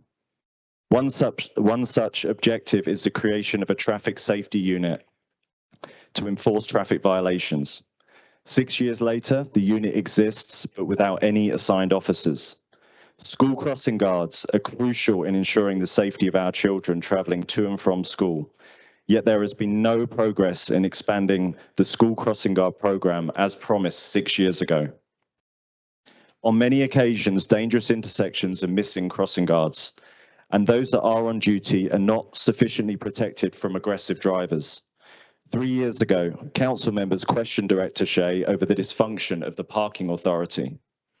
In Bergen-Lafayette, there is insufficient enforcement of vehicles parked within 25 feet of crosswalks and intersections. Daylighting is vital in ensuring the safety of pedestrians crossing the street. Enforcement relies on reports by residents, and this process is far from optimal. There are frequent technical issues with the Word on the Street app, and calling the office directly often leads to a dismissive response and no action. The parking authority has been dysfunctional for many years, and it remains that way today. In conclusion, dangerous driving behaviors remain unpunished. There are too few crossing guards on duty to fully protect our children, and safe crossing is continually prohibited by illegally parked vehicles. These are long-standing issues known and acknowledged by the city, and further inaction is negligent. It's time for public safety leadership to be accountable, create and communicate a plan, and take immediate action to resolve their failings. Please vote on Resolution 10.2. Thank you.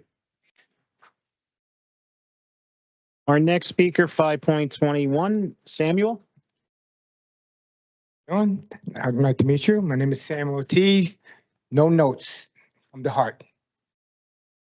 Real quick, I saw what happened Monday. This is the reason why I'm here. I'm here to explain to you what happened last year. I should have been standing I should have been on my knees doing CPR for the last 25 minutes without any help. So let me get straight to the point. July 11, 2024. As soon as I clock out the first shift in the morning at 9:45, as soon as I turn around before I decided to go home, a woman just collapsed, got knocked on her head by the bus, caused a concussion, joined the heat that day. Turned around, I decided to take action, knowing that I'm off duty. I took the matters under my hand, assessed the situation, made sure that everything under control, and I realized that the individual it was on life support. I decided to do CPR and chest compression. During that time, someone called 911. How long did it take? What is going on with the 911 dispatch? What is going on with the police? What's going on with the fire department? What's happening the last 25 minutes while I'm doing chest compression?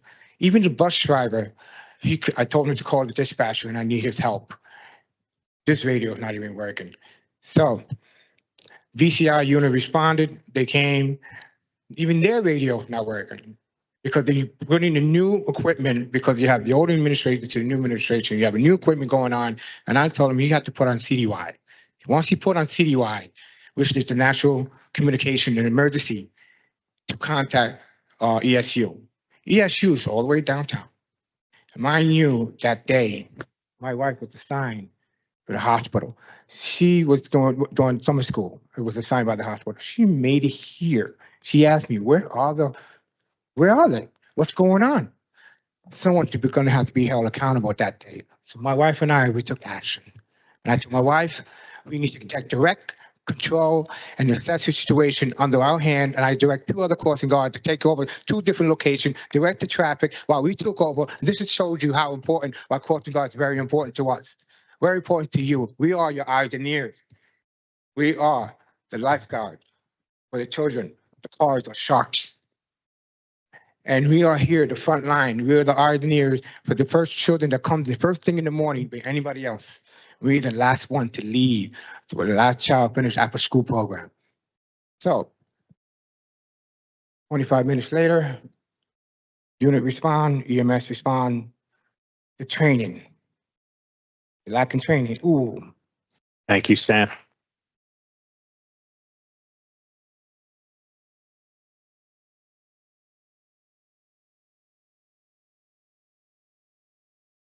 Our next speaker, 5.22, Nick.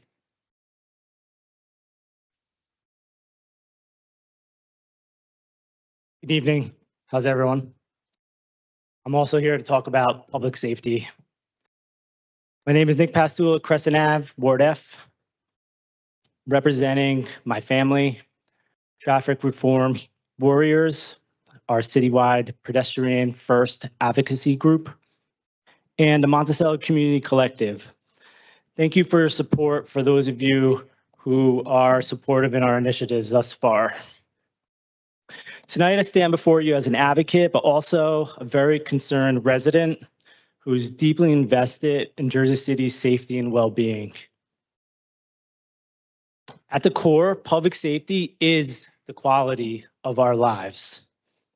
Without it, everything else, all the talk about economic development and growth, engagement, cultural vibrancy, it all becomes secondary. As a safe city, one where people feel secure in our daily lives, where we can walk down the street, wait for a bus without fear, where we can let our kids play outside without hesitation, where our seniors, our children, and those struggling on the margins feel protected and valued. Right now, when we ask ourselves, as a whole, does Jersey City feel this way? No.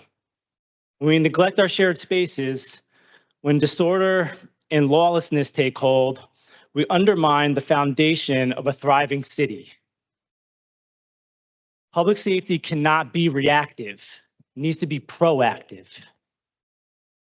That means designing safety for ensuring our streets are, for example, well lit, our public spaces are well designed, which infrastructure is trying to do. Our roads are made safer. It means strengthening our community-based safety by building trust between residents, law enforcement, increasing engagement, and fostering a culture where people look out for one another. It means prioritizing our youth, giving them the philosophical mentorship, resources, and opportunities to see themselves as a part of Jersey City's future. Because when our young people have a stake in our communities and help build them up rather than tear them down. Above all, it means fostering a culture of respect and accountability. Public safety doesn't exist in isolation. It's woven in how we interact with one another on a daily basis.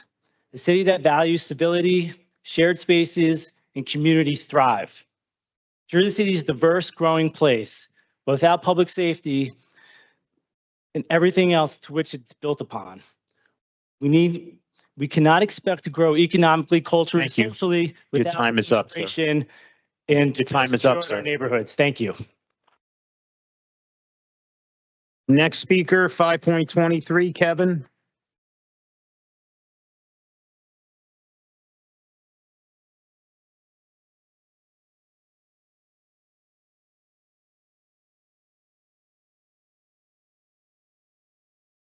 Good evening, City Council.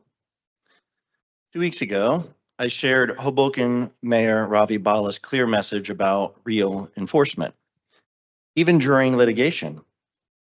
His words weren't just inspiring, they were instructive, revealing exactly where Jersey City still fails.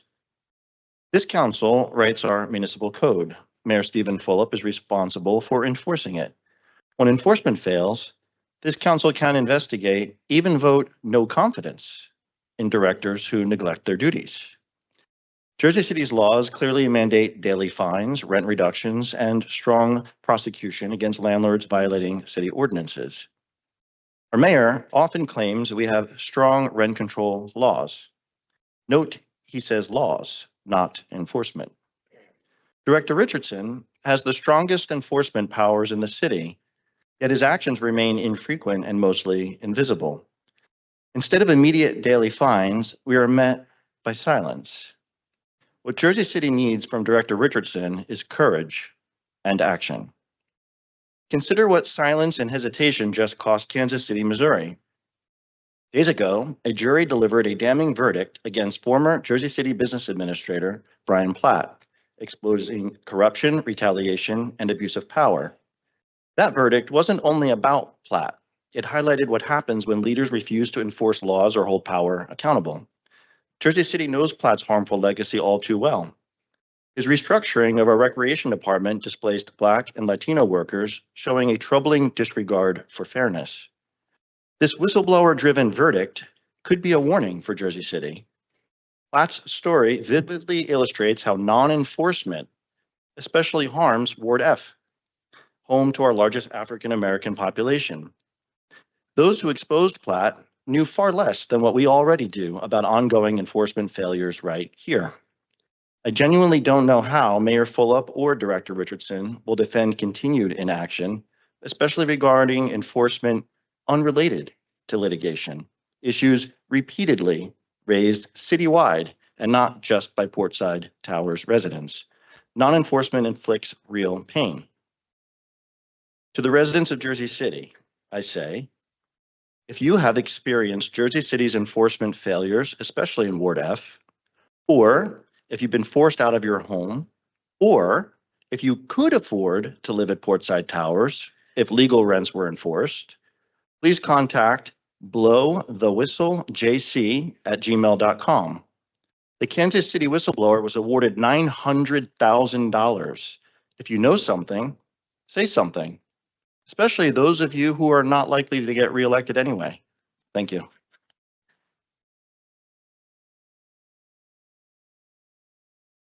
Our next speaker, 5.24, Jessica. Good evening, council members. It's good to see you. Tonight, I'd like to actually provide a little bit more education on whistleblower laws, prompted by the recent developments involving Brian Platt and troubling parallels here in Jersey City. This message is critical for everyone in this room, tenants and officials alike. Many of you heard about Brian Platt, a former Jersey City business administrator who was recently found guilty of corruption and retaliation in Kansas City. A whistleblower's bravery brought about accountability and resulted in a $900,000 reward. Such outcomes are not isolated events.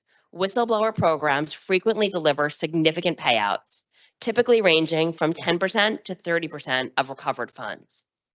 Here in Jersey City, ongoing non-enforcement of housing ordinances may lead directly to serious financial misconduct. For instance, landlords collecting unlawful rents without proper enforcement create inflated financial statements. If these artificially inflated figures support municipal bonds or pilot agreements, it could constitute securities fraud under the SEC whistleblower guidelines. If city employees are pressured, incentivized, or directed to overlook enforcement responsibilities, possibly benefiting landlords financially or politically, this may fall under state and federal whistleblower protection statutes. Reporting such misconduct can lead to substantial financial rewards. If you know about intentional non-enforcement, falsified compliance reports, improper influence, or artificially enhanced financial records tied to Jersey City's housing enforcement, now is the time to step forward. Your information could bring about accountability and a significant financial reward. If something doesn't feel right, trust your instincts. If you believe you may have actionable information, we can connect you confidentially with legal experts who will help evaluate your case. For a free, confidential consultation, please contact blowthewhistleJC@gmail.com. Your courage can restore integrity, protect our community, and reward you significantly for doing the right thing.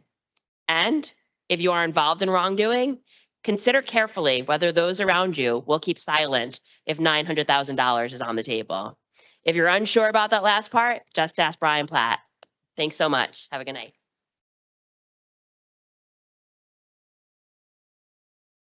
Our next speaker, 5.25, Eve. Hi. First of all, I want to thank Councilman Solomon, Gilmore, and Baggiano for their efforts to address the city's financial mismanagement issues, which remain unsolved because your votes are outnumbered.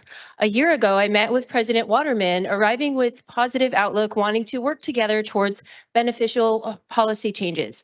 I brought great news. In fact, I found money for the city in under collection of municipal fines and building registration fees. This is what I do as an accountant, and this windfall costs you nothing. Normally, people jump right on that because recovering lost revenue improves government function and makes for excellent headlines come election season. But instead of action, my neighbors and I have been met with indifference and outright stonewalling. If I told someone they lost $26, they always come to get it immediately. I told you 26 million, and the response I get is attitude. How odd. City Council is responsible for financial oversight, yet fundamental principles of accountability are ignored. Accountants take fraud prevention courses, and we recognize red flag, red flag, red flag, clear audit triggering events in Jersey City's financial operations. Now, a year later, these failures continue unchecked. Let's be clear on the consequences.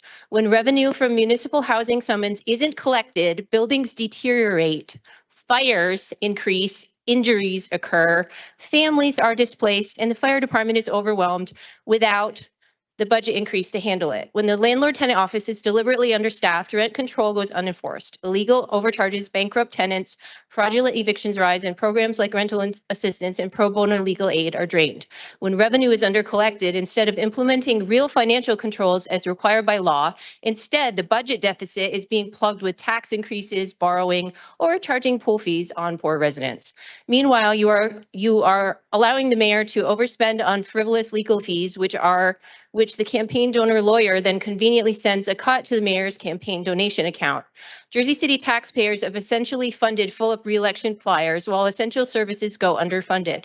I told you last year hiring a different independent auditor is required by law. Instead, yet another full-up campaign donor was hired. The financial controls you are obligated to enforce are not in place. Enough excuses, enough mismanagement. The residents of Jersey City deserve better. City Council is elected to serve the people, not to fund the mayor's governor campaign. I know that serving on council is a hard job. However, there are at least 3 other people who want each of your seats, and we need all hands on deck to stop the housing crisis. If anyone doesn't want the job, which is budget and finance oversight, kindly stop blocking business, because every day the resulting humanitarian disaster from this is escalating. Thank you.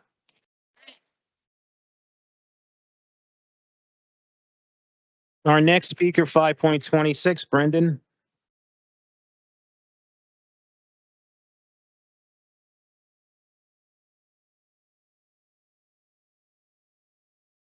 Hello, City Council. Mayor Fulp often proclaims that from 2013 to 2024, he stood up to developers to build more affordable housing than any city in the state. So I thought, let's carefully examine those words, starting with to build. To build implies homes being built, hence the word build or built. However, Fulp is counting approval, plans, theoretical future projects, not completed projects, not homes, apartments. Per city verified city data, Jersey City has actually built 323 affordable units out of the 26,000 new apartments constructed during this time frame. That's barely 1% of the new homes, far fewer than his bold claims suggest. Meanwhile, Newark hasn't talked about building affordable housing. They've actually done it. From 2015 to 2020, they've completed or preserved 3,500 homes. Those are real apartments with real people living inside. Based on our esteemed mayor's logic, I would like to announce my intent to build 20,000 affordable units. Since plans and announcements appear to be equal, I've got a good chance to have those done by, let's say, 2070. Contrast that with our experience at Portside, where rent control and affordable housing policies differ. Enforcement of rent control appears to be non-existent. Had Mayor Fulop insisted the city enforce its existing rent control laws, he legitimately have added 527 units to Jersey City's affordable account. Still not very much though, because he's not good at math. Now, to be clear, I'm not suggesting interference with ongoing litigation, and if a federal judge ever decides Jersey City doesn't need to enforce its laws, we would respect that decision. But isn't it telling that no state or federal judge has ever excused Jersey City from enforcing their laws? Now, I got some free time left, so let's talk about the city's bike lanes. It is near suicide to bike in most of the city, including downtown. I would say vote yes for the vote of incompetence this evening and vote to build more bike lanes. But let's put my money where my mouth is. I'd invite all of City Council to join me tomorrow evening and let's go bike around all the city.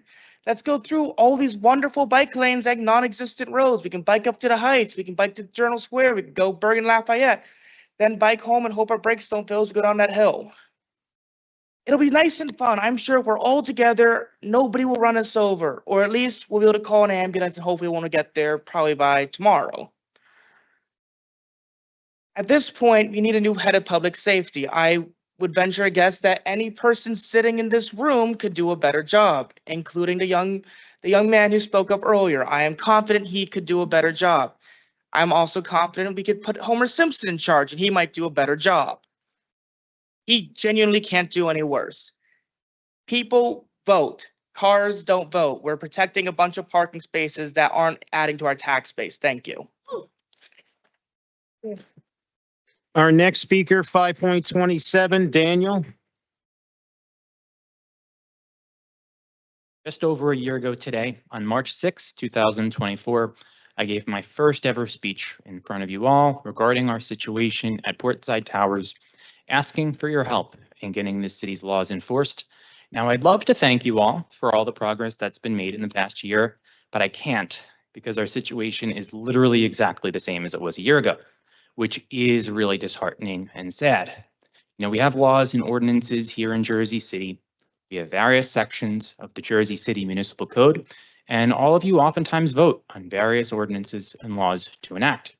But if the ordinances you vote on and the laws of this city aren't enforced, then these council meetings are quite frankly a waste of time. We have a clear ordinance stating that our building, Portside Towers, among many others, must have 24/7 uniformed security on the premises at all times. And we have a clear ordinance stating that buildings such as ours must have an on-site super whom we can contact at any time if emergencies take place.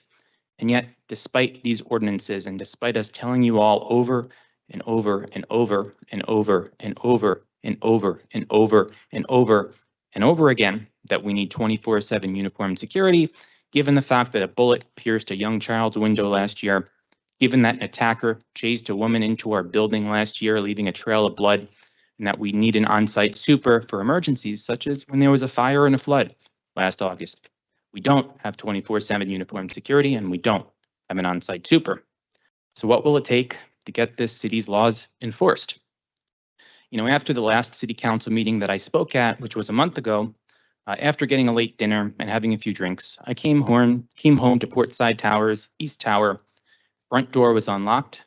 No one was at the front desk. The computer, which I presume has private information about residents on it, was open and unlocked, and the package room was unlocked and open as well.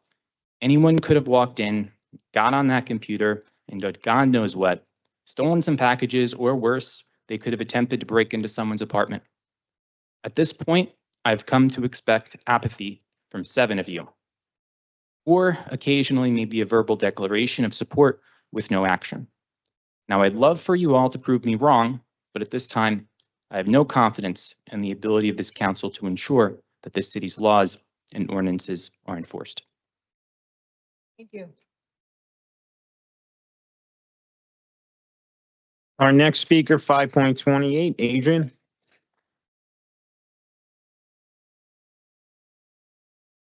Good evening, council. I'm sure all of you have read about Brian Platt in Kansas City and his misdeeds, and I believe that's me putting it politely. Although he doesn't name him outright, I'm sure it'll take no stretch of our imaginations to see that Platt is alluding to Mayor Fulop in 2022. When he said the following, in Jersey, we had a mayor who would just make up numbers on the fly from the podium and no reporters ever called them on it.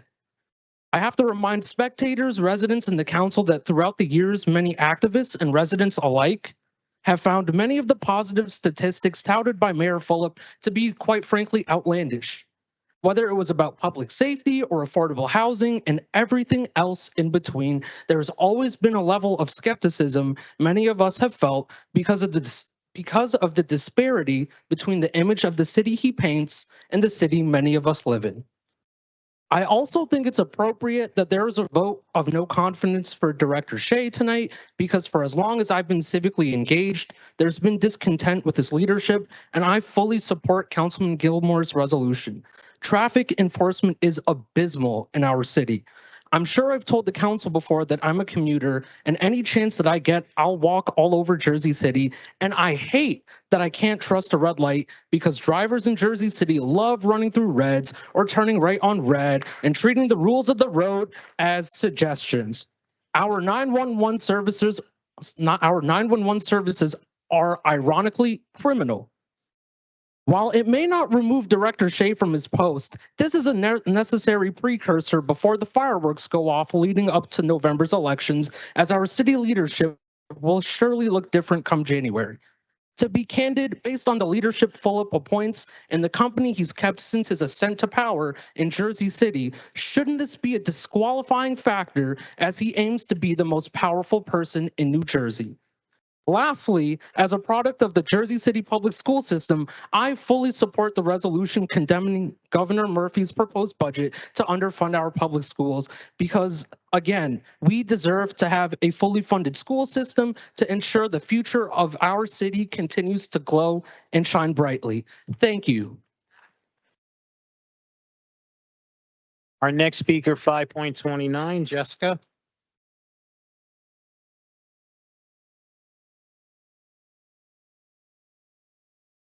Hi, Sean. Nice to have you back. Good evening, City Council. So I think in the past I've mentioned I'm a neuroscientist. What you may not know is that I specialize in the science of smell. It was weird until COVID and everybody lost their sense of smell and they wanted to know how it worked, but now it's, interesting. My profession involves detecting subtle changes, identifying patterns, recognizing when something simply doesn't smell right, and hopefully making it smell better. Like, that's not a euphemism. That's actually what I do, is trying to make stinky things smell better, which is not where I thought I'd be in a career, but hey, what the hell. Did you know our sense of smell is uniquely powerful? Unlike vision or hearing, smell links strongly to emotion and memory. It's salient to all of us. You miss it when you are not able to. But there's an interesting phenomenon called olfactory fatigue, where constant exposure to the same odor can make us blind. And you've probably seen the commercials, they'll call it nose blindness. You no longer can detect the presence of that odor. The smell remains, but we stop noticing it. That's exactly what's happening with enforcement in Jersey City. I think you knew I was going to make a link here somewhere. Violations have persisted for so long, they've blended into the background. City officials have grown fatigued, desensitized to ongoing noncompliance. But to tenants, to people standing here tonight in this room, these persistent violations aren't background noise, they're urgent daily hardships. Lack of uniform security, non-existent resident superintendents missing rent rolls due just last week. These violations should trigger immediate and tangible responses under our city ordinances. But each day without enforcement is just another layer of fog, apathy, and what we call adaptation to tyranny, dulling our collective ability to notice injustice. And like olfactory fatigue, the city seems no longer to smell the problem. Director Richardson has never imposed the daily fines mandated by our code. Each ignored violation deepens sensory fatigue, diminishing urgency and accountability. Landlords now assume compliance is optional for some buildings, a guideline rather than a law. But let's refocus clearly. Enforcement isn't optional. Jersey City's ordinances explicitly demand daily fines and meaningful consequences every single day. If ignored, the result isn't just financial loss, as one of the previous speakers highlighted, but communities that are fractured and displaced residents. You are the fresh perspective our city needs. You can investigate these failures. You have a chance this year to make your mark, break through bureaucratic fatigue, and restore accountability. Also, Resolution 10.5, does that include affordable housing?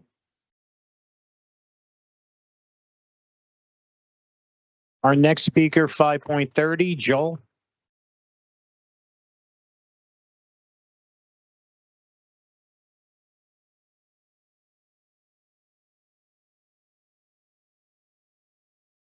Good evening, council members. At a recent meeting, many of you expressed your frustration about the lack of response from Director Shea and the Department of Public Safety. Tonight, you have the opportunity to make a clean public statement of your disapproval of the leadership of the department and especially Director Shea. I urge you all to unanimously approve item 10.2, the resolution 25-147 sponsored by Councilmember Gilmore. But don't stop there. You have substantial powers to curb the administration's epidemic abuse of power. Use them. Part 2. Tonight, let's explore accountability through a relatable analogy, speeding. Imagine someone named Donald Fulop frequently driving down Washington Street at 50 miles an hour in a 20-mile zone, double the speed limit repeatedly over, let's say, 20 years. Perhaps Donald has advanced radar detection equipment or helpful friends tipping him off about police patrols. For decades, despite flagrantly breaking the law, Donald has never stopped or ticketed. Then one day, a police officer finally pulls him over. How absurd would it be if Donald's defense was, well, officer, I've been driving like this for 20 years and no one stopped me. By not catching me sooner, you've clearly acted as if this law doesn't exist. So why should I follow it now? How do you think it would go over? What if he then drove off and went, hey, an extra 10 miles an hour even faster? Ridiculous, isn't it? Yet this is precisely the type of flawed logic certain landlords use when confronted with their long-standing non-compliances. They treat the lack of getting caught as implicit permission to ignore and dismiss the laws. Laws like rent roll filing requirements, resident super requirements, and security protocols. Let's be clear, just because a violation goes unnoticed for a period of time doesn't mean the law itself ceases to exist. In our case, Richardson is a police officer. Our landlord was caught going at least twice the speed limit in 2023. In 2024, they went 2.5 times. In 2025, they upped it to 3 times the speed limit. But they added to the insult by laughing while speeding. No federal court told anyone there that there is a stay on the unanimous determination. The city lawyers will be before the federal judge this week. Perhaps it is time to get some clarification as to what can be done right now. I hope the lawyers will figure out the best way forward, but I'm just tired of getting hit by the same speeding car month after month after month after month after month. It goes faster and faster. Thank you. Our next speaker, 5.31, Suzanne.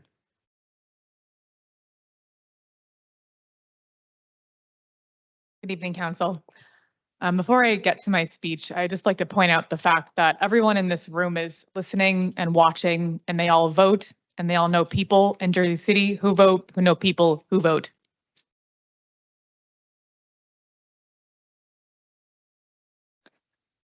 Recently, I noticed flyers circulating about upcoming educational seminars designed to teach tenants about their rights and how to navigate city resources. On its face, this sounds valuable. Awareness and education are undoubtedly positive goals. Many of us would gladly attend these events, offering support and connecting with others who share our struggles. But tonight, I must address a deeper issue behind this initiative, while tenant education is beneficial, it should never replace genuine enforcement action. Without real enforcement, education alone becomes ineffective and even demoralizing. Imagine these seminars achieve unprecedented success. Imagine participants gain expert-level understanding of landlord-tenant laws. Picture every attendee becoming as knowledgeable as the seasoned tenant advocates who've delivered countless speeches right here in this chamber. Suppose they're so informed they could confidently testify in Trenton or advocate successfully in Jersey City and Hoboken rent leveling board hearings. Even then, what does such remarkable knowledge accomplish without enforcement? Would this newfound expertise ensure landlords comply with the resident superintendent requirement? Would it compel compliance with laws mandating uniform security for large buildings? Would it guarantee landlords finally provide the legally required fully populated rent rolls, critical for transparency and accountability? Without enforcement from the city, the answer is clearly no. What then is the true objective of these seminars? Is it to educate more tenants about laws that remain unenforced, resulting in frustration and hopelessness? Is it to increase the volume of violation reports, knowing they'll lead nowhere? We are already among the most informed and active tenant groups in Jersey City history. Yet, despite our efforts and detailed knowledge, we've seen little to no meaningful enforcement, especially regarding issues not subject to litigation. I urge you, City Council, I prioritize meaningful enforcement first. Ensure ordinances result in real, visible action and accountability. Then and only then can education truly empower tenants. Without enforcement, education becomes merely an explanation for why justice never arrives. Take action now. Enforcement first, education second. Thank you. Our next speaker, 5.32, Drew. He's not here? Okay, thank you. Next speaker, 5.33, John. Hi. I want to bring up a couple of examples of some curious terminology used by President Waterman recently. The first was actually brought up at a recent meeting. One of my neighbors, David, cited the president saying that Philip had made some enemies in recent times. Enemies is a strange word to use. I'm curious to know who it is you regard as his enemies. It certainly can't be the corporate landlords and developers in the city because they're his mates, which can only mean you're referring to the likes of us. And all we want is for this administration to respect and enforce the laws that were put in place to protect us. And call me old-fashioned, but I was under the impression that's what you would want too. We certainly don't regard any of you as our enemies. I was interested to read Councilman Gilmore's op-ed in the Jersey City Times last December, where he outlined the reasons why he doesn't believe the city needs Philip as governor. And more recently, his Instagram post regarding the mayor's past association with the disgraced Brian Platt. Do you regard your city council colleague as an enemy for being prepared to publicly call out the mayor? The other example of curious terminology came in President Waterman's short video to put forward her case for becoming the next mayor of Jersey City, which she made following our recent People's State of the City meeting. There were some interesting points, however, one in particular struck me, looking at creative solutions such as rent control. With respect, I think the more accurate phrase would be existing solutions, since Jersey City already has rent control. Stephen Phillip himself said the city has the strictest rent control laws in the state, although you'd be forgiven for thinking otherwise since those rent control laws are never enforced. All you have to do is enforce the rent control laws. You don't need to wait till you're the mayor. When you all eventually step down from your positions on the council, I think that you want to be able to look back on your years of service and know you did right by your constituents. You represented their rights and their interests, and you ensured their safety as much as you could. Assuming that's the case, you might want to start by ensuring the city's ordinances are enforced. Thanks. Our next speaker, 5.34, Mel. Not here. Thank you. Next speaker, 5.35, Sonia. Good evening, Council, and happy belated International Women's Day. It's the third one we're celebrating together. Unbelievable, right? Tonight, you've heard from single mothers, from female community organizers, from women entrepreneurs, scientists, and corporate leaders. They all spend night after night here in front of you, yes, to fight for their livelihoods here in Jersey City. These women are my friends and my neighbors. Our neighbors on the southern border are often in the news these days. We read about tariffs, drug trafficking, and people who allegedly eat cats and dogs, which is of course ridiculous. What is not laughable are the lives refugees on the southern border flee from. Did you know that almost 800 murders were classified as femicides in Mexico last year? 800 girls and women were murdered on account of their gender.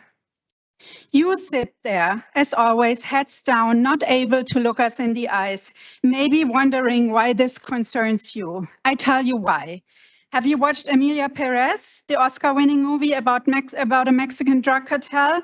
I did, and I was so reminded of our situation when I heard the song El Mal, the evil. To me, it's a mirror that reflects the hypocrisy in our city. The lyrics tell us of those who speak of law but live by crime, of those who smile and shake our hands but sign deals behind closed doors. They tell us about the cycle of corruption. Another example of evil is what started this week in Washington, D.C. We all saw how the Trump administration started demolishing the Black Lives Matter memorial. These pictures are haunting me. It hits close to home as I come from a country which burned books in 1933. Cultural tributes and artifacts, memorials of histories that don't fit in, got or are getting wiped out, orchestrated by the very top. It's happening as we speak. So let me ask you, where are you as this happens? Where are you when Stephen Fuller banned news outlets and threatened residents at the State of the City address? Excuse me, his friends and family get together? Where were you when he met with the Kushners to make the Centre Pompidou deal? And where are you now as single mothers and hardworking families are being pushed out by greedy landlords who make billions a year? The song reminds us, evil does not reign forever. People wake up. We have woken up 3 years ago. People rise. We are rising a little more week after week. And you, true leaders, don't hide behind their screens. They serve the people with integrity. Tonight, I ask you once again, will you finally break this cycle, or will you just be another verse in this song? Your time is up. We are Thank you. singing back. Our next speaker, 5.36, Shannon.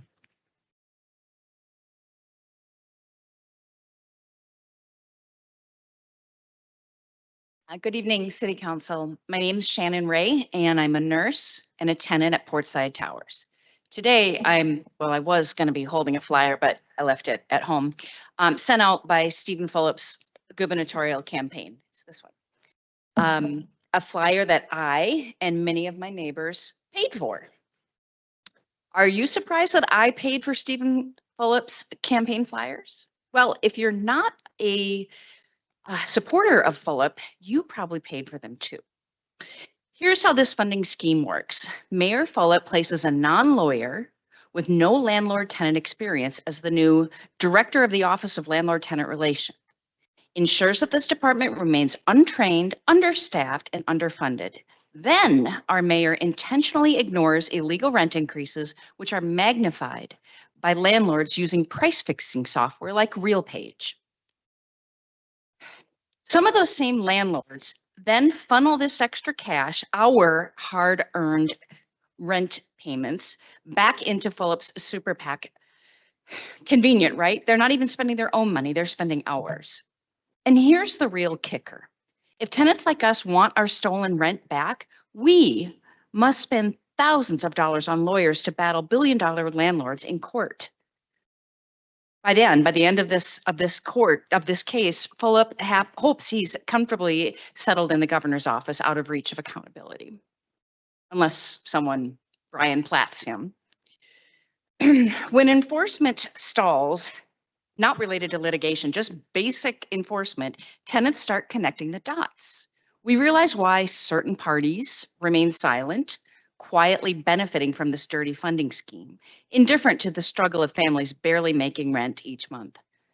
Fulop's flyer claims that he has a record of standing up for us. But he conveniently omits that us means landlords and wealthy developers. This flyer also claimed that he's tackled the toughest challengers, no matter who stood in his way. That's the part that gave me chills, quite honestly, but not in a good way. Since I paid for this flyer, let me explain who he means by no matter who stood in his way. It was us, exhausted nurses like me, working long hours to afford rent. It was residents begging for help and journalists courageously exposing the injustice. Stephen Fulop didn't just ignore us. He exploited our struggle to fund his political ambition, no matter who stood in his way. Thank you. Our next speaker, 5.37, Mark. Members of the City Council, I'm here to say thank you. It's wonderful news that we finally have uniform security in both Portside Towers, and so the Korean War Memorial is secured at night, our concierge desks are never left unattended, and we finally feel fully protected by the city's laws. Thank you again for unanimously. I'm sorry, that's the wrong speech. That's the one I wanted to give tonight. In fact, I can't give that. I'm here not with a new grievance, but with the same urgent plea that I've voiced repeatedly since November 2023. Portside tenants demand uniform security on the premises as mandated by City Code. Just days after the first council meeting of the year, I, along with several concerned residents, conducted a walkthrough of the ground floor of our towers. What we discovered was not merely concerning, it was a blatant disregard for the safety and well-being of our community. 10 days ago, I did the same walkthrough and nothing has changed. All of the following allow anyone into the secured parts of our buildings. Number 1, failures of locks leading to the public parking garage. 2, outside door propped open. 3, unattended East Tower lobby with main doors unlocked. 4, unattended West Tower lobby with main doors unlocked. 5, unattended unlocked outside door next to the loading dock. These are not isolated incidents. Walkthroughs were 2 months apart. They're systemic failures, indicative of profound negligence that permeates Portside security protocols. These are just a sample of the vulnerabilities we uncovered. Let's be clear, Portside is in direct and flagrant violation of Code 218-1, which mandates uniform security. Portside's been in direct and flagrant violation of this statute for almost 10 years. A simple walkthrough of the towers revealed the disturbing picture of negligence and disregard jeopardizing the safety of every resident. I don't want to stand here every month pleading for the basic right to safety, but I will. We deserve better. Our community deserves better. I implore you, act. Let me give the speech I really want to say thank you.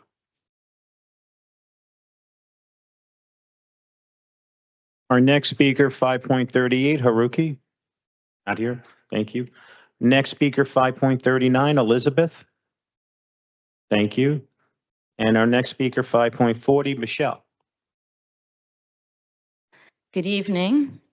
Tonight, I expose a disturbing pattern of governance in Jersey City with Mayor Fulop at its center.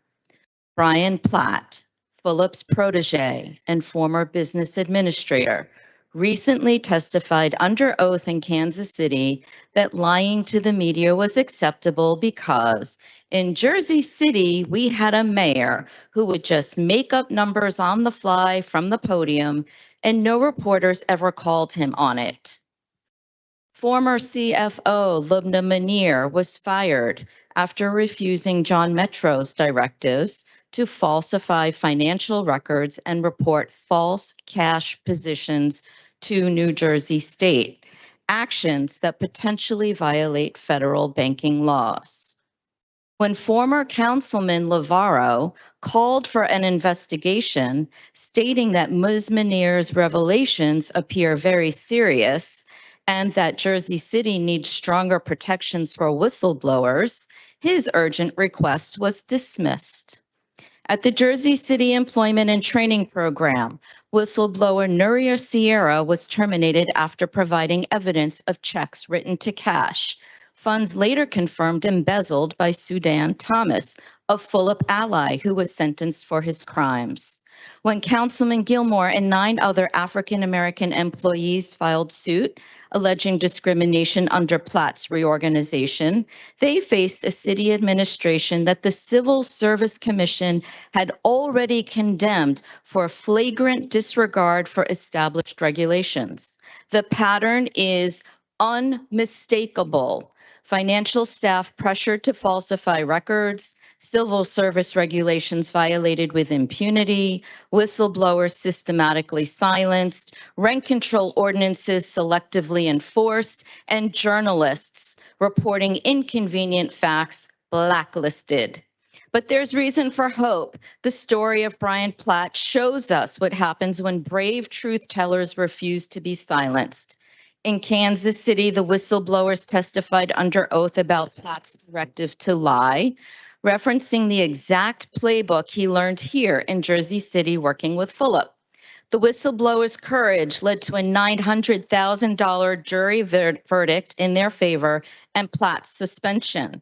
Counsel, the walls are closing in, our evidence mounts daily. The question now is, will you investigate these troubling patterns? To the public, contact blowthewhistlejc@gmail.com if you have evidence of wrongdoing. Remember, in Kansas City, one whistleblower was awarded $900,000. The truth doesn't just set you free. Sometimes the legal system may reward you. Thank you.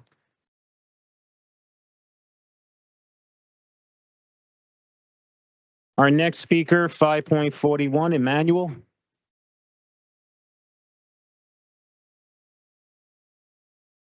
Hi, thank you.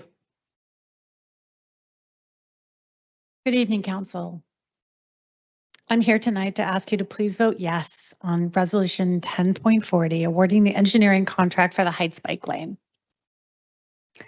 Thank you so much to each of you who have worked in good faith on safe streets issues these past years. You all unanimously opposed the Turnpike expansion. Folk at rallies have been responding to many different community traffic safety concerns, most recently in the Heights and in Bergen Lafayette. It's been incredible to see the city come together for Vision Zero in many ways, including supporting efforts for daylighting, speed tables, no turn on red signs, and so much more. We know the safety improvements are working and we are saving lives. In 2021, 8 people died on city streets. Last year, the city brought that number down to 2. Cities nationwide are looking to Jersey City for inspiration for their own Vision Zero efforts. We should be proud of the city's work thus far. And the work must continue. The news from across the state is not good. Last year was New Jersey's deadliest for pedestrians. This week, media outlets called our state the most dangerous state in the nation for people walking and biking. For this reason, we have to remain steadfast. We must not lose road safety grant monies. We must continue the work beyond downtown until we achieve 0 deaths and serious injuries. I'm here to testify that I'm completely dependent on our city's bike lanes, especially those in Ward C, Councilman Bajano, and the new bike lanes in Ward B have completely changed my life. Now my partner and I regularly travel to businesses along Mallory Avenue and Westside Avenue when we were reluctant to do so before. I thank Councilwoman Prince Airy for standing strong for safety and progress. And I cannot tell Councilman Bajano enough how disappointed I am in his stance on street safety. Councilman, I'm sure you've heard of the pedestrian who was killed on Summit this week on a corridor that was identified for safety improvements 4 years ago. If those improvements had moved forward, perhaps his life could have been saved. We cannot and must not accept the status quo. As our city grows and becomes more dense and more dangerous, we must plan for multimodal communities because walkable, bikeable communities are proven to be safer and more prosperous. Please vote yes for the Heights Bike Lane. Thank you. Our next speaker, 5.42, Charles.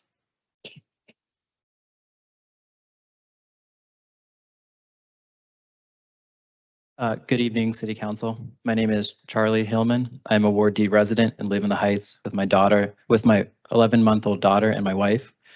I'm here tonight to ask for your support in the construction of the Manhattan Avenue and Franklin Street protected bike lane. Jersey City has the opportunity to build over 1 mile of protected bike lanes in the Heights. And even though this plan has been fully paid for by the state through a grant, I fear that if we do not build this bike lane, it will be at the expense of our youngest and most vulnerable residents. Personally, this protected bike lane would give my family, my friends, and neighbors the ability to safely cycle from the western slope to Pershing Field, to the newly constructed reservoir, to Stop and Shop for a grocery run, or to shops and daycares on Central and Palisade Avenue. Currently, the western slope and Leonard Gordon Park are effectively cut off from the rest of the Heights in regard to travel by bike. As my daughter grows, I hope to be able to drive our car less around the Heights, but being able to bike with her to local businesses, to parks, and schools is not currently possible, considering how dangerous our roads are. Accidents are the #1 cause of death and injury in children, which includes traffic accidents on our streets. Protected bike lanes are a proven strategy that can help reduce traffic injury and death. People can bike on them, physically separated from cars and trucks, but they can also slow car traffic, people drive more cautiously, and they improve visibility for residents, making it safer to cross the street. As an emergency room nurse at a local trauma center, not a shift goes by that I don't personally see the damage that cars and trucks can inflict on a human body. Whether it's a brain bleed, a spinal cord injury, a crushed femur, a lifeless body laid upon a stretcher. I think we can all agree today that there needs to be better enforcement of vehicles driving recklessly and not following the rules of the road. But the truth is, without also redesigning our streets to make it safer for cyclists and pedestrians, we will continue to see traffic violence even when everyone is following the rules of the road. When I'm behind the wheel of a car, I'd prefer improved visibility for pedestrians, cyclists riding in a bike lane, and visual reminders for me to slow down and drive cautiously. As a driver, a pedestrian, a cyclist, a father, and a resident of the Heights, I see the construction of this bike lane as an easy win all around. I envision a future for my daughter where her and her friends could safely navigate their neighborhood on foot, on bike, or behind the wheel of a car. What message are we sending to our young people by not building a safer environment to move about their neighborhoods? The construction of this bike lane will not only ensure safer streets for our residents now, but signal to the next generation of Jersey City residents that we care about them and their health, their safety, and their lives. Let's not let them down. Thank you. Our next speaker, 5.43, Bernadette.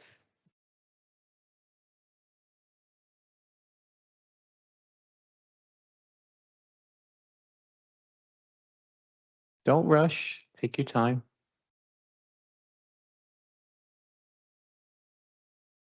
Good evening, Council. So Robert Iezzi. This is Bernadette Iezzi. She I want to let him talk, but I reserve the right to give my opinion. Okay. This is the second time I've been here since the last hearing that you had. And Council, I give you a lot of credit for taking the time to listen. I hope you can hear me. Since the last meeting, I realized that I had told you some things that I actually witnessed in the proposal for the bike lane. I watched it being installed. I own a business on Franklin Street for 63 years, right there. I'm at 248 Central and 142 Franklin Street. That's the very corner of Central and Franklin. As we know, it's a very busy intersection. That street is a conduit from some Central Avenue to Palisade Avenue and all the streets in between. Cambridge, Hancock, Webster, New York Avenue, and Palisade Avenue. On Franklin Street, now I have a petition already. I took a lot of time. I think I told you I'm around since 1937. I took a petition out and I have a whole series of signatures, including all the people from the cardiology center, the restaurants on Franklin Street, and all the people in my area. It's dangerous. To have this bike lane on Franklin Street, it not only creates a problem, but it's also a barrier for ambulance, fire engines, police cars who use that street. And I know it. I am there 7 days a week. I live there at 142 Franklin Street, right above my business. So I can only tell you the bike lane is an important thing. Mary Ann Murphy wrote a beautiful letter, and you all got the letter showing you all the problems about the area. I'm telling you that the dangerous part of it, the Stop and Shop exit is on Franklin Street. They come in Central Avenue and they come out on Franklin. I witnessed a truck holding that street up for 14 minutes with buses down to Palisade Avenue because the back lane pushed the parking one lane into the street. The bike lane is along the curb. Now the parking is on the street, one more lane in.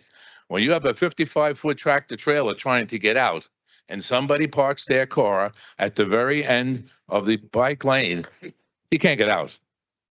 We had everything to do but get that truck out. I'm getting close to the time you have. My main reason is the safety of this thing. It is a real serious problem. I'm there 63 years, and let me tell you, I've seen a lot. Thank you. Thank you very much. I would just like to add that I agree about the safety, but also Manhattan Avenue is, when they made that one way, the trucks that when they came out of Stop and Shop, they had nowhere to go but into a residential area. And in that particular residential area, there happens to be a deaf child. So it's very concerned. The whole thing is of a security aspect. I am not against bike lanes per se, but they take up too much from the way it was designed. And very few people use them. Also, a lot of people use these motorbikes or electric bikes on the sidewalk, and it's very difficult for us seniors. I have been run over several times. Thank you. Thank you. Our next speaker, 5.45, Roman.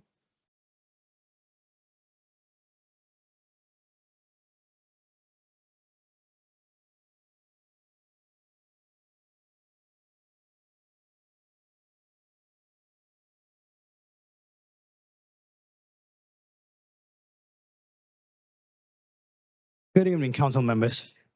My name is Roman Dodia, and I'm a visually impaired individual, and this is my very first time speaking at this hall. And I have written out my speech, and I'd like to request if someone could read it.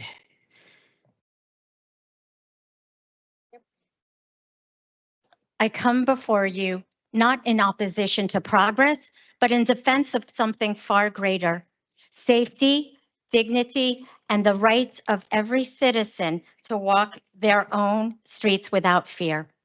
I am visually impaired. My white cane is my shield against the unseen, my sole defense in a world that does not always stop to notice me. And yet I have felt the sharp sting of that world's indifference. A few months ago, a cyclist hit me. He shattered my cane, which I call Santo. This is my new cane, Santo 2.0. The cyclist's feeble excuse after he hit me was, "I did not see you." Had I been alone, I would have been left helpless, abandoned in a city that should protect me. This is not just my story. It is the silent struggle of many in my community. A bike lane on Franklin Street and Manhattan Avenue without the strictest safeguards and enforcement, such as an auditory signal, will turn risk into recklessness and oversight into outright danger. I was told that St. Joseph's School of the Blind also reached out to the city council in opposition of this. Please, please listen to us. We need public safety to ensure and enforce these safeguards. We need a police traffic unit with a bike patrol unit. I ask you, council members, will we build a city where all can move freely or no one, where the most vulnerable are left behind. Do not let this be our failure. Vote no on the bike lanes on Franklin Street and Manhattan Avenue. Did you want to add something? You have 39 seconds. No, I just wanted to say thank you for allowing me to speak tonight and appreciate all of you. Thank you. Our next speaker, 5.46, Steve.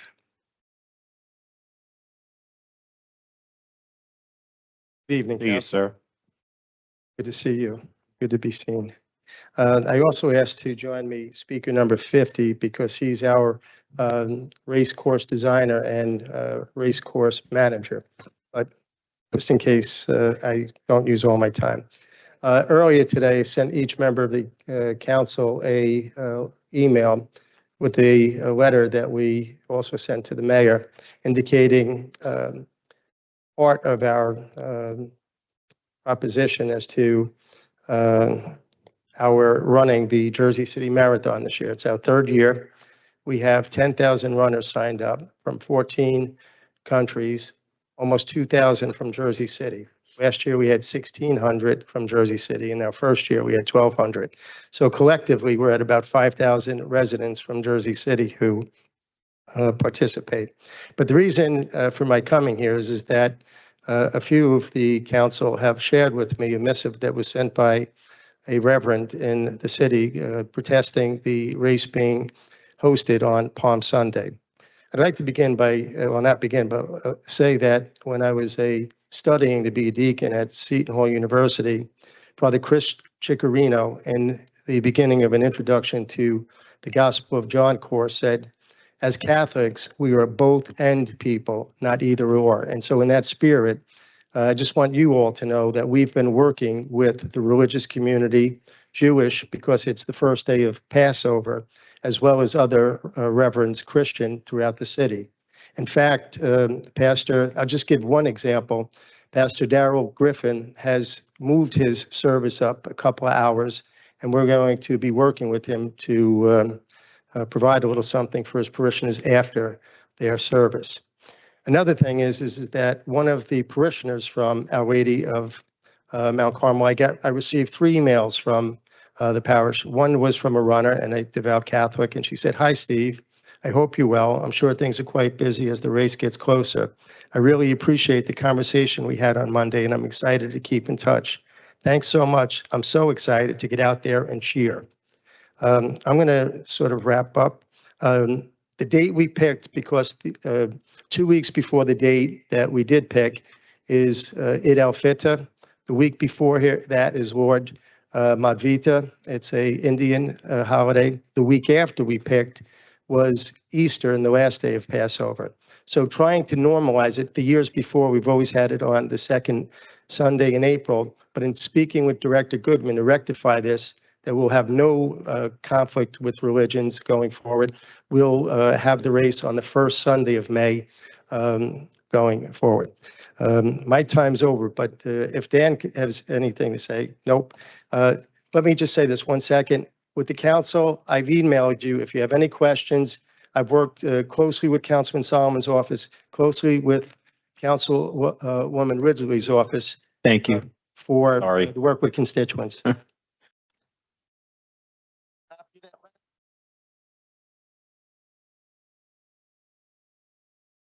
Our next speaker, 5.47, Pam.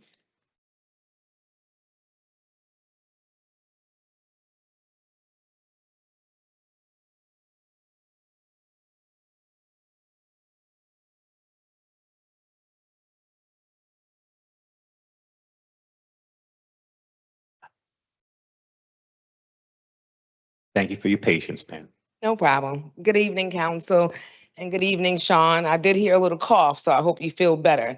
Make sure you take care of yourself. Yes, thank you. I am here to speak on the record regarding Director Shade's vote of no confidence. And I also want to lift up the voices of residents who have demanded Director Shade's resignation over the years. Folks have spoken on the record at press conferences, city council, and community meetings for many years, expressing their disappointment with his leadership And this includes former members like myself who previously served on the Public Safety Advisory Board. As residents, we were frustrated then, and we are infuriated now. To find out that Director Shea may not have been confirmed in 2021 and should not even be the Public Safety Director is troubling. Director Shea continues to ignore City Council members and the concerns of residents, and that is disrespectful, unacceptable, and he should be held accountable. As a director of the Anti-Violence Coalition of Hudson County, I work very closely with our police department, and that is because of retired Chief Kelly, Flora, district captains, and community liaison officers who have been consistent with answering our calls, responding to our emails, and attending neighborhood meetings to address our concerns. Without them, there would be zero lines of communication with public safety and the actual public. Now we are at a crossroads, but we did not have to be here. Do we know how many directors are currently working without being confirmed? I urge you all to investigate that. Councilman Gilmore, thank you for taking the lead through this resolution. I recall prior to you becoming a council member, you were leading the charge on the ground along with myself, former Councilman Chris Gadsden, and former Councilwoman Michelle Massey, and other community leaders and members who have been displeased by Director Shea's performance or lack thereof. Question, has the council requested a written legal opinion from Corporation Counsel? It may make sense to have our own counsel, to have your own counsel, since the legislative and executive branches will not always agree. I just want to know where we go from here, because I want to make sure that wherever it is, there is real action behind it. Thank you. Our next speaker, 5.48, Kevin. Not here. Thank you. Next speaker, 5.49, Sabrina.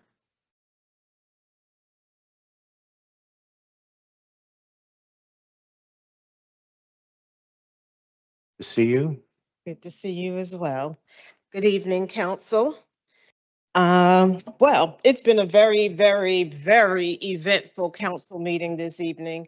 I would just like to point out that the Portside Towers, those individuals did a wonderful job in speaking in reference to what I was actually going to come and bring to you guys' attention. I think the last time I was here was when recreation was going through what they were going through. And we were coming here speaking to you guys to let you know what was going on. And you all just looked at us the way you're looking at me now.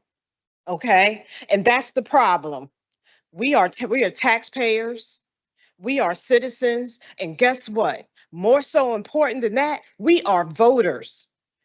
And we are the voters of this city, not just employees, former employee for me. However, I do understand what they went through in Kansas City and what they were talking about in regards to Brian Platt, because that behavior has been going on in this city from 2013 till today.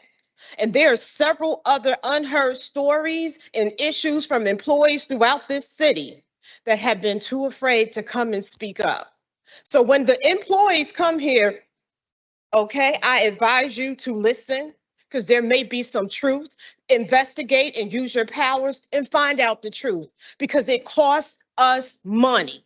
And I can attest to that as well. Unnecessary money. Training.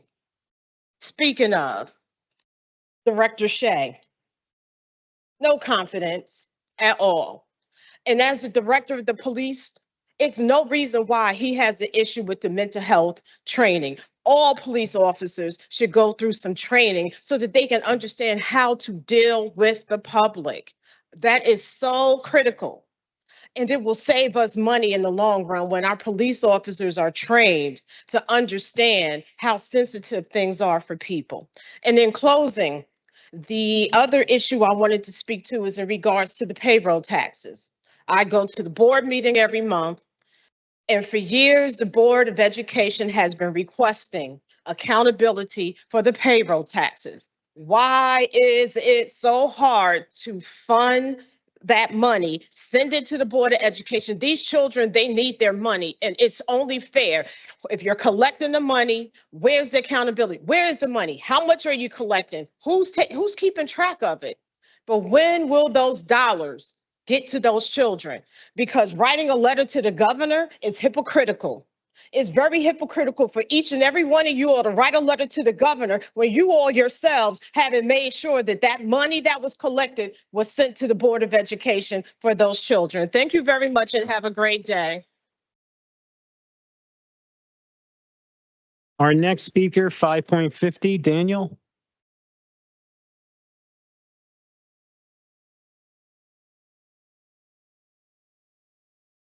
Yes, thank you for giving me the opportunity to speak. I'll speak very briefly. I was up here just a little while ago with Steve Lipsky. Steve, of course, as you know, is the driving force behind the Jersey City Marathon. I'm behind the scenes guy. My specialty is course measurement. I've been measuring and certifying road race courses for almost 40 years. I'm the official course measurer of the Jersey City Marathon and also the official course measurer of the Philadelphia Marathon, the New York City Marathon, and have in the past been the official course measurer for the U.S. Olympic Trials Marathon and for some international ultramarathon championships in Europe. So again, what I bring to the event is my technical expertise. However, since I've been involved in doing this around the country and in Europe and actually Australia, I have a pretty good perception of how events start and often fail, and then some of them succeed and grow over the years. And in only its third year now, I've been so impressed by the good work that Steve and his colleagues have done, and they've brought prominence to Jersey City with this marathon. It is now universally throughout the country and internationally regarded as the premier marathon in the state of New Jersey, and I'm just very happy to be associated with it. And it's an unprecedented success after only 2 years. Thank you. Thank you. Our next speaker, 5.51, Robert.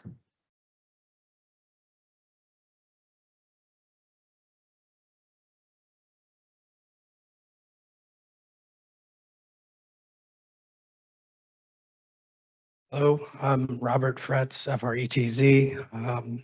Thank you for this time. This is my second time speaking at the council about the protected bike lane on Manhattan. I'm still a car owner, I'm still a pedestrian, and I'm still a bicyclist. I still live in the neighborhood, obviously on Manhattan, and I hope to see the neighborhood someday become as safe as downtown Jersey City, Hoboken, Union City, and Lower Manhattan. Particularly for riding with my children. Since the last time I spoke, I am commuting into Manhattan regularly for the first time in 7 years. I bike to the path daily, either to Hoboken or Journal Square, usually passing dozens of cars during the short ride in the morning. Riding during peak commuting times has also made me even more aware of how vulnerable riders and pedestrians are, and a shout out to the crossing guards for keeping everybody safe. Projects like this are intended to protect those who ride, walk, and drive. We've seen as recently as Monday the possible consequences of not acting where there is a known need and a plan to correct it. Most of the arguments against bike lanes are really complaints about the status quo. Bikes are not the reason you can get airborne going through 5 corners or break an axle on New York. Bikes are not the reason that the north side of Franklin is dented by Central. To the point about the stuck tractor trailer, I'm happy to show the council a picture of that day because it blew up our local social media, and it was an illegally parked truck inside the bike lane zone. That was blocking it, not the lane itself. And that one is very off script, so I apologize, but I do have the picture if anyone's curious. Bikes are also not responsible for people parking for months without a permit before being ticketed, or the proliferation of questionable driveways taking away spots. And finally, bikes don't create traffic. Before congestion pricing, it was not uncommon for me to pass 40 to 50 cars heading down toward Hoboken in the morning. Those are the complaints of today, but where we are in 10 years is what we need to be talking about. Many of you are seeking higher office or affiliated with those who are, and this vote speaks to whether we have a vision for the neighborhood or simply the status quo. This project covers a vital corridor connecting the unprotected north-south lanes we have, and this project is a needed first step toward a more mobile neighborhood and ultimately city. If you are hesitating because it's not your ward, I hope you'll consider the kids from all over should be able to safely ride and enjoy Pershing Field and the Department of Rec activities. Until the black hole of bike safety that is at Southern Heights is fixed, this project would safely open up a corridor from Mountain Road to Leonard Gordon. Those are your residents' facilities to use, and they should be able to get there safely without a car and in the absence of reliable public transportation. This project won't fit everything, but it is a start. Thank you. Our next speaker, 5.52, Philip. Is Philip here? I know he was earlier. Okay. Next speaker, 5.53, Jim.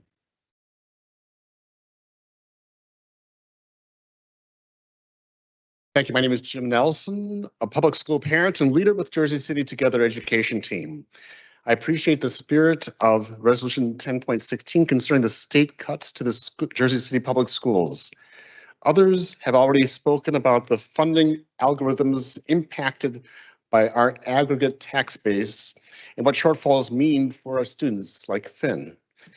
All the more so since the pandemic-related sources of federal ESSER funding and state maintenance of equity funding streams have ended. Resolution 10.16 cites cuts. I might add the governor's budget omission, the lack of any additional funds for the school's development authority for capital school construction or school additions, just a minor amount for capital maintenance. The need for sustainable funding for SDA facilities is another conversation another time. Yet at this moment, I ask what is in your power, our power, to mitigate the real shortfalls for the district's regular operations.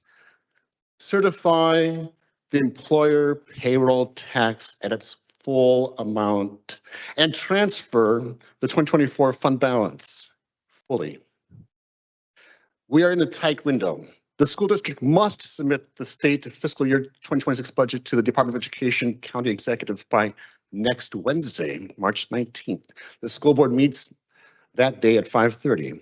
This means the meeting agenda book should go to the trustees with complete information this Friday.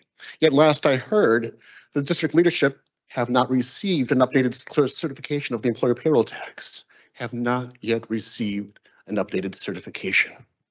The amount of employer payroll tax that the city certifies as its estimated collectible is what the New Jersey Department of Education considers real money for sake of budget planning. The school district must use the amount certified by the city. Please make the certification a truer amount and anticipate even more aggressive compliance. You're aware of the proposed state legislation designed to enhance the city's capacity to collect the employer payroll tax and enforce compliance. While that language has been referred to the respective New Jersey Assembly and Senate committees for hearing in the coming weeks, one does not need to wait for that breakthrough to do the timely and right action for the school district, schools, and the public charter schools. Please implore the city business administrator to expedite this process tomorrow. We want the city and the school district to model good governance, capacity to collect, commitment to enforce, and share public communication. Thank you. Thank you. Our next speaker, 5.54, Beatrice. Hi, good evening. Beatriz Bofil. Thank you for the opportunity to speak with you. And thanks to all of those in the council that responded back to advocates when we were trying to speak with you. One in particular did not respond to any of the advocates that I know about, and it's very disappointing not to have a council person return a call or an email. I'm here to ask that you vote yes on Resolution 10.40, authorizing the award of a professional services contract to provide engineering design services for the Manhattan Avenue and Franklin Street improvements.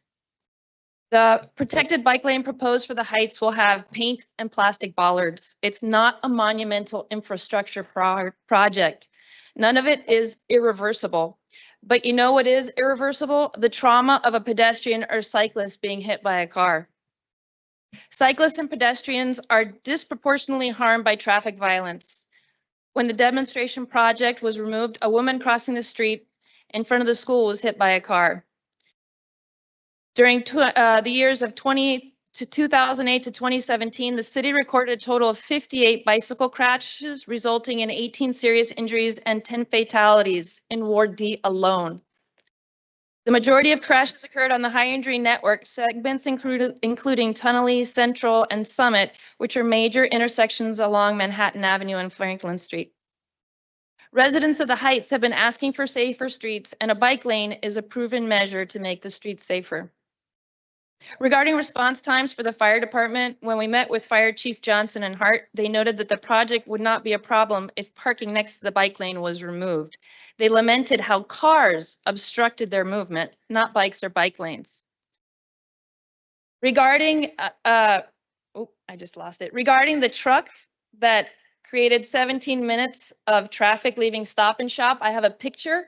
Someone else in the neighborhood took a photo as well. There's an illegally parked car where there's striping where they should not have parked, which is why that was caused. I would also like to just say to the young man that was hit by a bicycle, I feel so bad. That's terrible. That should not have happened. And Ms. Leslie also mentioned cyclists on sidewalks. If we have a safe place to ride in the street, we will not be on the sidewalk, or there will be a lot less. I know that not everybody makes the right decision, whether they're on a bike or they're in a car, but if you give them a safe place to go, they're likely to be there. So if this council is serious about safety, about everyone's safety, they will vote yes for this much needed project.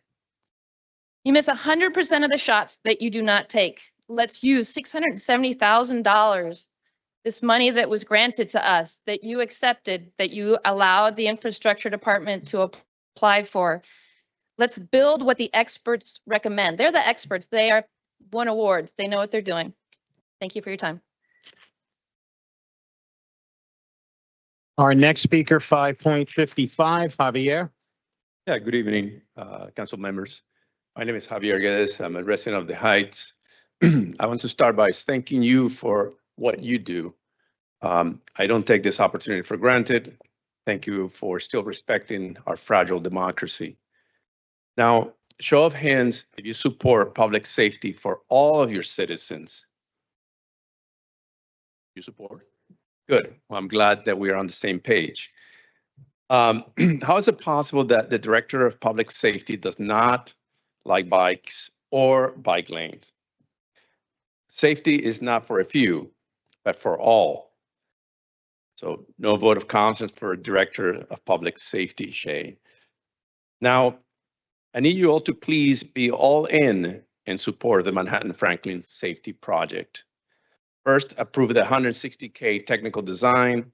And second, knowing that if you approve this, know that the technical design, if you approve the technical design, you will support the full project.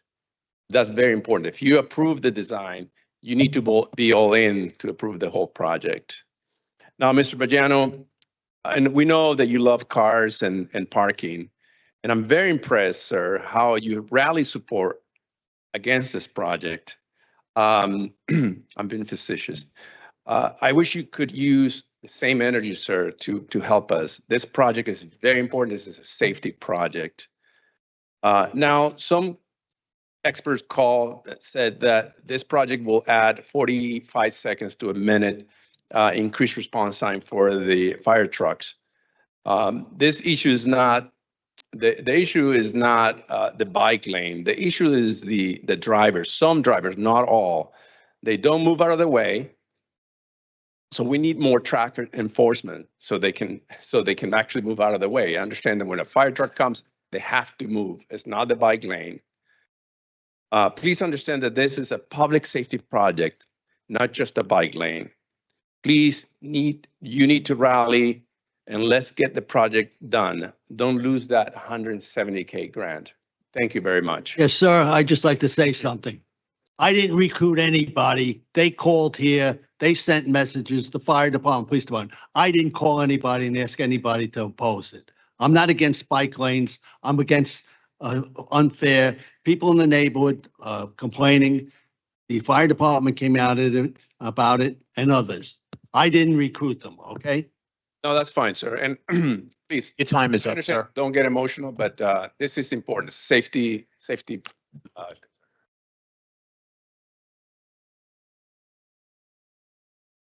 Our next speaker, 5.56, Karen.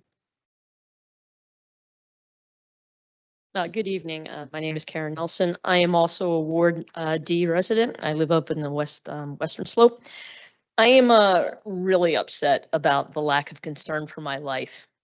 It bothers me every single day. I am a cyclist. I go to work down in Hoboken, and I feel that we need enforcement. There's already rules. There's already laws on the book. All we have to do is enforce them. We need to go around. If you have illegal plates, why are they on the street? If you have an unregistered vehicle, why is it on the street? Running stoplights is not acceptable. Running stop signs is not acceptable. The speeding is ridiculous. We live in a city that has a 25-mile-an-hour speed limit. I don't know why I am constantly being passed by people going 40, 45. It's not safe. We need to focus on the importance of safe bike infrastructure, safe walking conditions for the pedestrians. We also need to focus after the enforcement, which I think somebody else already acknowledged, education. I really believe in the education about where bikes can ride, so drivers understand it, and also so cyclists understand it. Does the parking enforcement officers focus on ticketing any of these illegal things that cars are doing? Can cars be in crosswalks? Can cars be in protected bike lanes? What about in bus stops? Can they park in front of hydrants? Can they park in illegal spots where people cannot properly turn, which causes issues within the bike lanes? If a car cannot properly turn because somebody's illegally parked, this is an issue. To finish up today, I just want to say that just on my short little drive, my bike ride into school today, and coming home, 3 cars ran the traffic light on Bleecker and JFK that go on to Nelson. As the crossing guard is going out, every day I feel so happy that we have crossing guards, but I fear for their safety. At the same time, when I'm telling people, no, wait for that light, because 3 cars are going to run the red light. It's not right. At Patterson Plank and Palisades, 4 cars at the newly constructed traffic lights. 4 cars ran the red light this morning. Twice today, I was honked at on my way home and my way to here, telling me to get off the road, that I don't belong on the road. The one woman honked at me as we were going over a speed bump to go to a traffic light only a half a block away. We both ended up at the next same stop sign, and I told her I have the right to ride on it, and she told me to get off the street. On the way over here, we got cut off by a car, so I'm really asking for enforcement. Yes to bike lanes, and yes to people living in a safe community. Thank you. Thank you. Our next speaker, 5.57, Noemi. Thank you. My name is Noemi Velasquez, and I am the president of the Jersey City Public School Board. I may not be as eloquent as the young man that was here earlier, but I just want to tell you that that's what we work for. That's our product. And many of you that are sitting before me are also products of the Jersey City Public Schools. Therefore, if you take pride in who you are and what you do here, please help us so that others can come after you and take pride and do the same great job as you are doing today. However, I do have copies of more thorough copies of this for you. I'll give in a second. But when you receive this, this is only a overview of what will be presented on Wednesday. And hopefully you can come either to the meeting so that you can speak, or you can view the meeting and help us because our BA will go line by line, thorough expectations of where this money is going to take us. The New Jersey local fair share is the portion of the school funding that a community is responsible for raising through the local property taxes. The local fair share combined with state aid is intended to adequately fund our schools.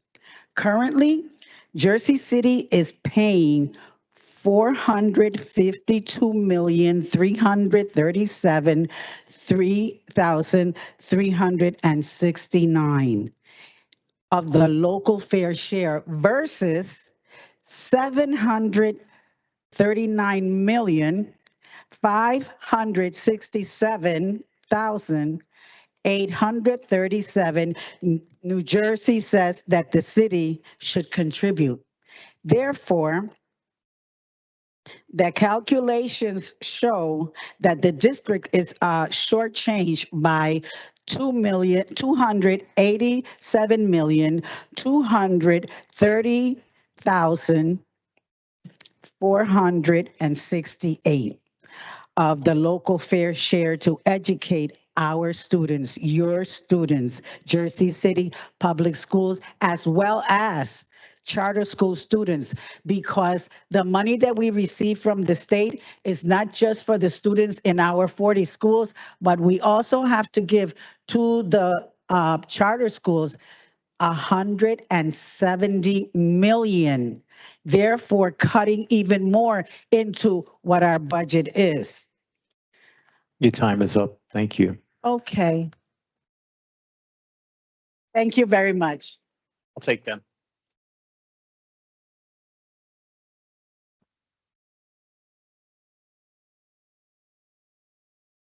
Our next speaker, 5.58, Nathan.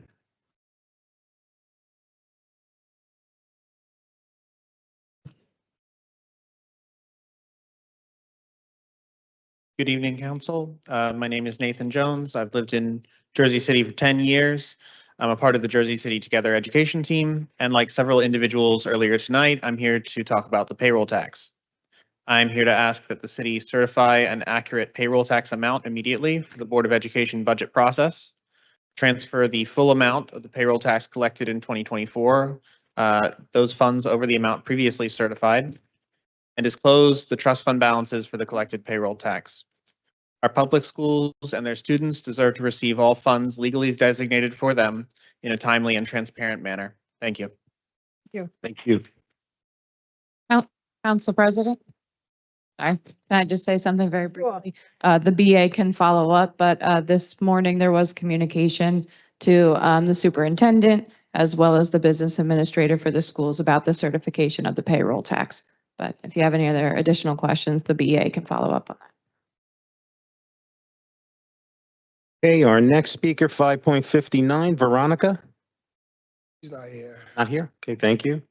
Our next speaker, 5.60, Jeffrey. Jeffrey here?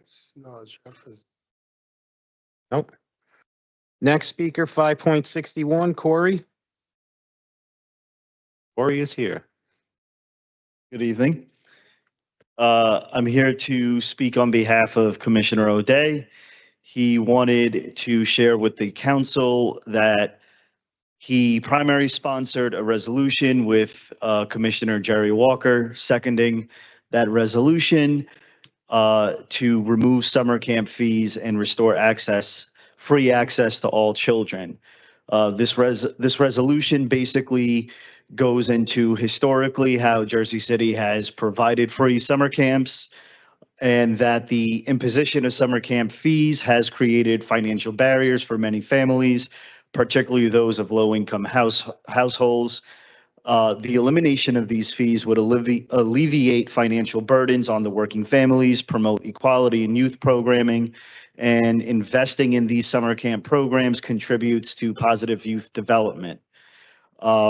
So with that said, they did vote to inform you guys to formally take action. So I guess I'll send you all a copy of that via email, and he also asked for me to mail it too. So you'll get that. Thank you for your time. Oh, and he also wanted to state that he was an original supporter of free pools, and that should happen. So. Oh, we voted on that, Corey. Bill could have stayed. He was here too. Okay, we thank you, Corey. Our next speaker, 5.62, Joe. Is Joe here?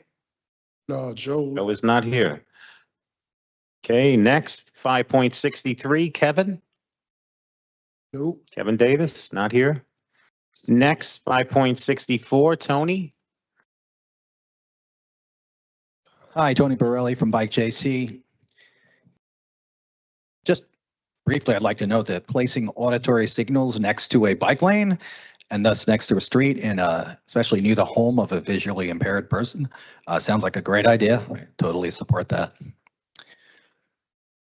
You always put human life first above all things. I have heard some of you say that repeatedly in this room, and I think everybody here agrees.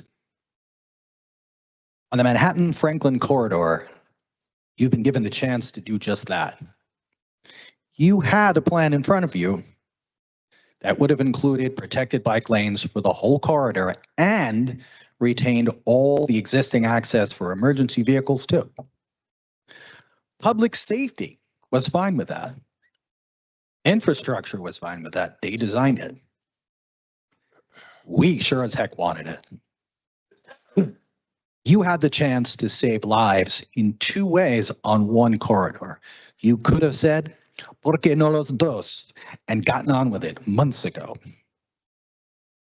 But you literally chose to save parking first. I mean, that's what happened, right? By doing so, by yanking that off the table right away, you inevitably pitted one life-saving project against another life-saving function, expressly for the sake of saving parking, which never saved anyone's life. On a related matter, maybe it sounds like this is out of the blue, but where are the fire lanes across the heights? Recently, some advocates, along with me, we met with some first responders based out of the heights, and they said spontaneously that the city should remove some parking on a side street or two near them so they can get across town. Many cities do that. But we don't. We have the space, but it's all trapped under parked cars, hundreds of lane miles of parked cars. Now, I found it significant that even one of our fire officials mentioned the parked cars as one reason why the streets are narrow. They're not narrow, they're narrowed by cars. They're narrower anyway. That's absolutely right. Here again, if you want to save lives, you have to put parking after saving lives. You have a chance tonight, a very fleeting chance, to allow your transportation professionals to get started on a plan that's paid for, that meets the primary objections expressed by public safety, while still saving more lives with better street safety infrastructure. And if you really do care about putting human life above all else, then do it you must. Thank you. Our next speaker, 5.65, Mark. Mark B. Not here. Next, 5.66, Ayla.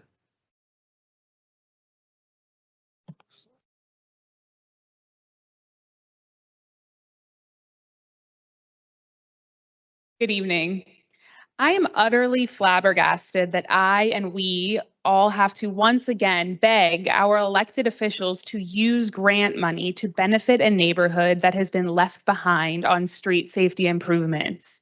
And this is coming on the very same day that the federal government ordered a halt on all grants to build bike lanes and other green infrastructure, federal grants only. The timing is uncanny. You already voted twice in favor of this bike lane grant, once to support the city's grant application and another to accept the funds. The mayor and the ward councilman support it. Plenty of the community supports it. So what are we doing here? Please, let's finish the job. I want to address a recurring sentiment among this body, which is the idea that I support bike lanes in the Heights, just not on Manhattan and Franklin. Putting aside the fact that using another street means foregoing $670,000 of grant money, which corridor do you suggest? Because I'm truly asking, because I guarantee you that you'll unlikely reach consensus even among yourselves on this question, let alone among the broader community. It's always some other street is better than this one. If there is a magical unicorn street that would be better suited for this, don't you think our infrastructure team would have written a grant for that one? But they selected Manhattan and Franklin not only because of its history of crashes, but because it's one of the only full east-west corridors across the Heights that has the space. Almost every other street features a parking lane, a one-way travel lane, and another parking lane, meaning that the only way to fit a protected bike lane is by removing an entire parking lane. So given that, do you still support another street instead? Public safety is on board with this approach, as parking removal actually speeds up their response times. But if you're not willing to vote for that, please stop telling us that you support bike lanes in the Heights and just tell us that you value the almighty car over our lives. And with all due respect to public safety, I have to point out the irony that you're so heavily weighing public safety's opinion on this particular project on the very same night that there's a vote of no confidence in public safety on the agenda. So again, what are we doing here? Lastly, I want to address the God forbid something bad happens if we move forward with this project sentiment that was repeated again here tonight.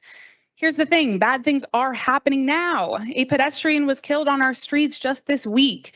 This project is for the benefit of public safety and not at the expense of it.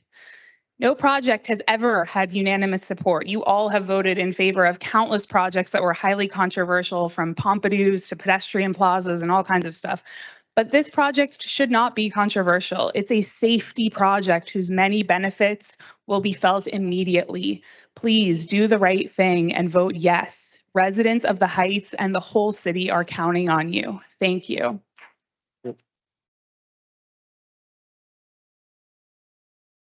Our next speaker, 5.67, Musab. I didn't see him. Yeah, Musab. And our last speaker, 5.68, Thomas Connolly. Not here. Okay. That will conclude our public speaking portion of the meeting. So, okay. On to our petitions and communications. Any questions or comments on items 6.1 through 6.36 plus?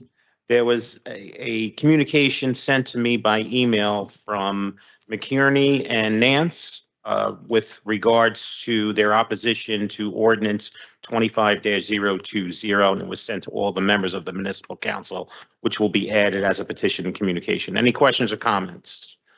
Hearing none, there are no officer communications or reported directors. So I'm going to go right on to our claims and addendums number 1 and number 2. So council members are going to be taking a vote on claims and addendums number 1 and number 2. Councilperson Ridley. Aye. Councilperson Prinzary. Aye. Councilperson Bajano. Councilperson Saleh. Aye. Councilperson Solomon. Councilperson Gilmore. Aye. Councilperson DeGise. Councilperson Rivera. Aye. And Council President Waterman. Aye. Claims and addendums number 1 and number 2 are approved unanimously, 9-0. On to our resolutions. Council members are going to be taking a vote on items 10.1 through 10.14. Sean, hold on, Sean. I just want to read something for the record with respect to 10.2, just for clarity. So I'll give just a brief history of the interaction of just my office with public safety. And in the interest of time, I won't read, well, I didn't print out everything, but on Sunday, a constituent emailed me. The gist of the conversation was there was an incident in the park and she had called the 547 non-emergency number in which the phone had rung endlessly, in her words. We've brought this to the public safety director's attention, and that email wasn't answered. On August 22nd, 2024 at 5:50, we've also requested that we reconfigure sit-in posts to have police walk around and engage the community versus just sitting in a car with the lights on. Again, that that email, I guess it didn't get where it was supposed to get. And then we found out that we should include the BA on correspondence because he had to approve the public safety director to answer back to us. So subsequently, we began to CC the BA on emails. Here's another email from Saturday, April 8th. The previous Thursday, April 6th, constituent reached in. Hello, I'm a parent at 41 school. We have 2 kids attending the school. I'm worried that there's no police or crossing guards. This is very dangerous for our kids. Can you help us?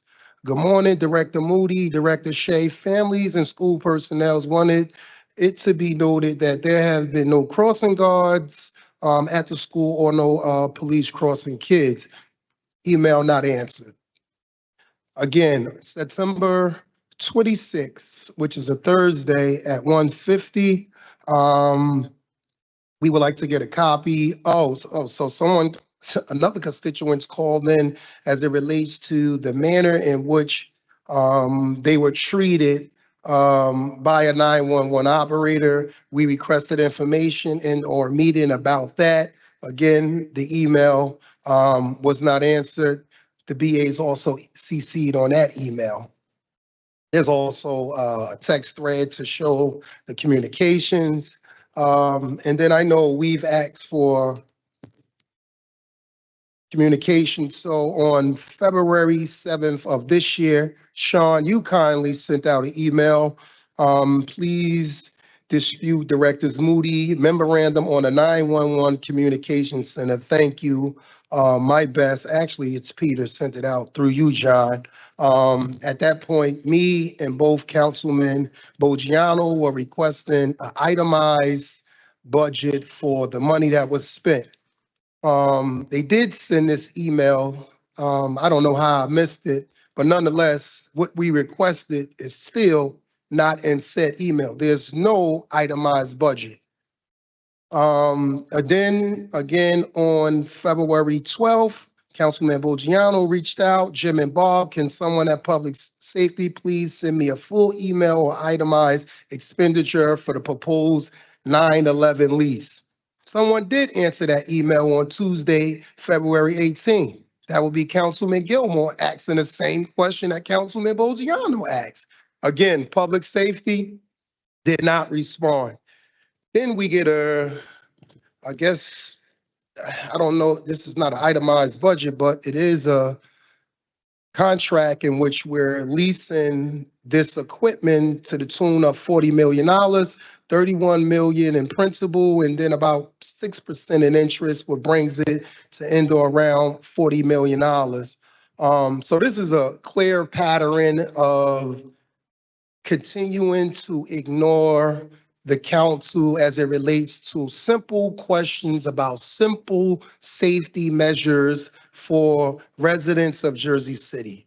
So at this point, I mean, the record is beyond clear. I didn't even include the fact of the point that Councilman Rivera brought up as it relates to the fire situation, firehouses, fire stations, brownouts, and all that. I didn't even get into all of that.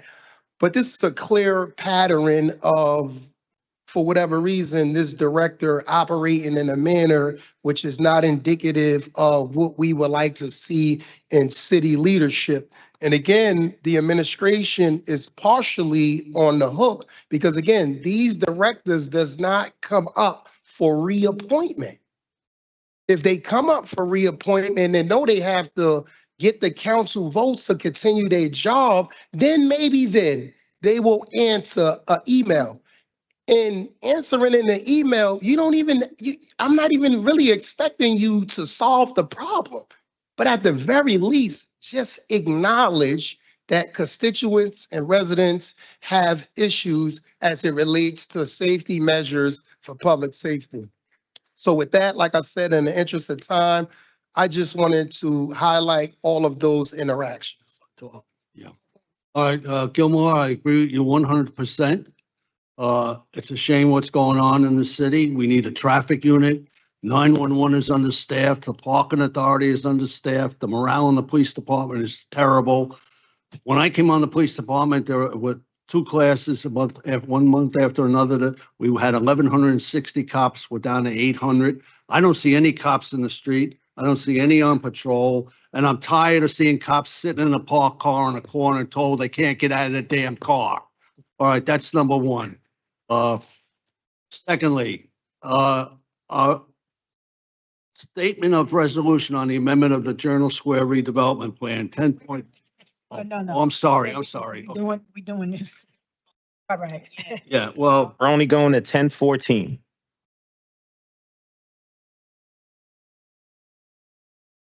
Okay. Council members are going to be taking a vote on items 10.1 through 10.14. hold on, can I say something on 10.5? You sure can. Yeah, no, I want to say something before you vote. On it. We have a resolution on the amendment for Journal Square redevelopment plan.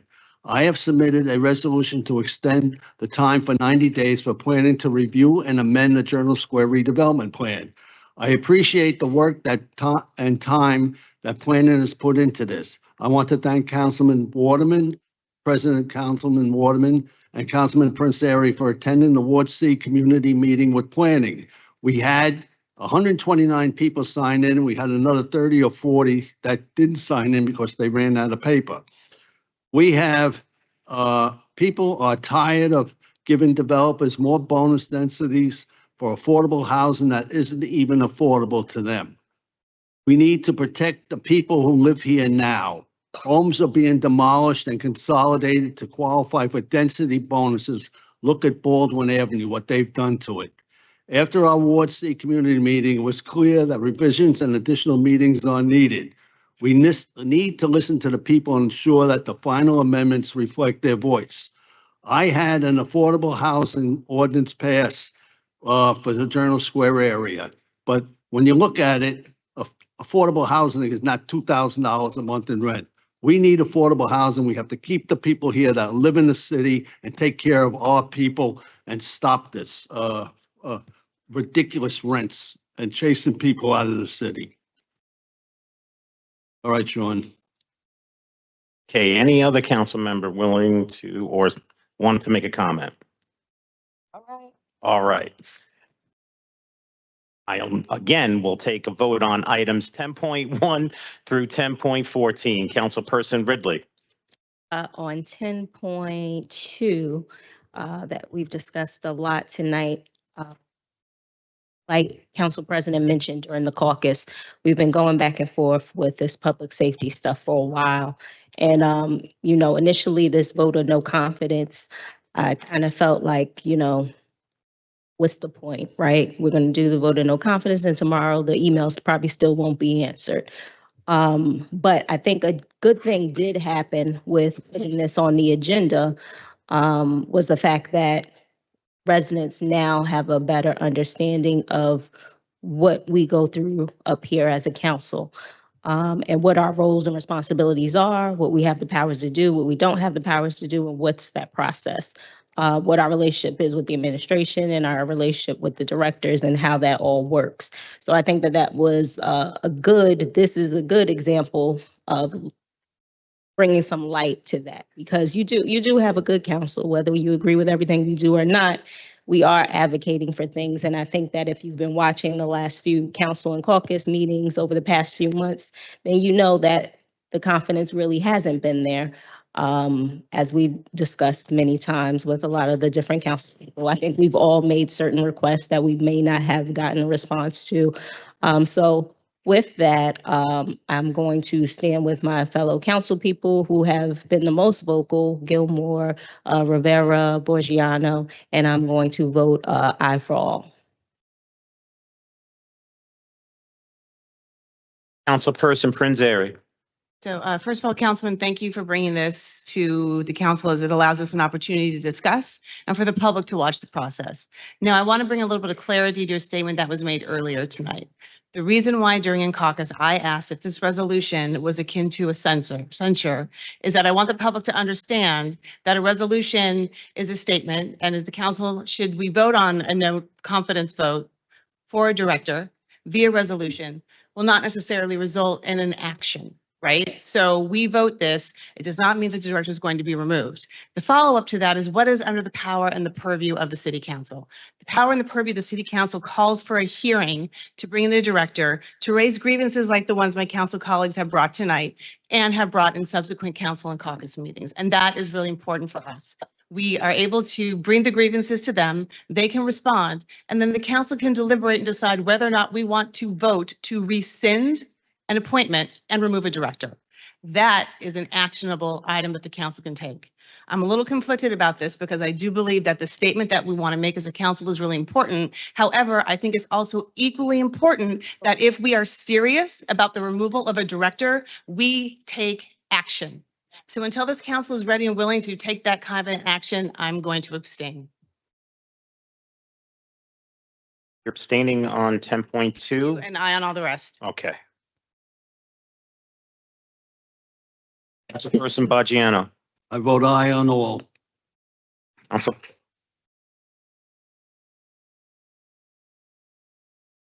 Councilperson Saleh. Regarding 10.2, I'm going to abstain. The process has to be followed. It puts us in legal jeopardy if we don't. There has to be notice, first and foremost, well-articulated charges, and there has to be a hearing. And if not, we are jeopardizing this council and this city in terms of legal action. So with that, I have to abstain. That's not to say there aren't legitimate grievances, which I have raised on this dais. I have raised them at the budget hearings. I have raised them in closed session meetings. I have raised them in open session meetings. You could view them all online. There needs to be a motorcycle squad. There needs to be some reform in the 911 department, and they need to be paid properly. The fire department needs to be not treated like a redheaded stepchild. No offense to redheads in the audience, sorry. And basically, there are a long list of grievances. And when we had the closed session, you know, there was a policy decision made that essentially they would not enforce as much after 2020, and that would reduce the number of traffic stops. And essentially, you know, we've gone a little too far to the left. So the citizens are crying out for more enforcement. I think it's well-intentioned, but this is not the process. So with that, I have to abstain. 10.6, you know, I thank my council colleague, Daniel Rivera, for bringing this because the state is playing a game of Squid Game with the school districts, pitting us against each other and not fairly and efficiently funding us. And it's purely political. Over the last 30, 40 years, the funding formula has been overturned about 30 times. So we need to overturn the funding formula. They need to treat Jersey City with fairness and stop treating Black and brown students like an afterthought in the state of New Jersey, which is actually, we have educational apartheid when it comes to the school districts here in New Jersey. And it's a huge problem. And they're not funding the Black and brown districts like they should. So with that, I vote aye on the rest. Okay. Councilperson Solomon. Just first, if BA, could I just ask briefly, it's sort of related to 10.6, but off, but Corporation Council briefly mentioned, but can you just provide an update on the status of the payroll tax certification?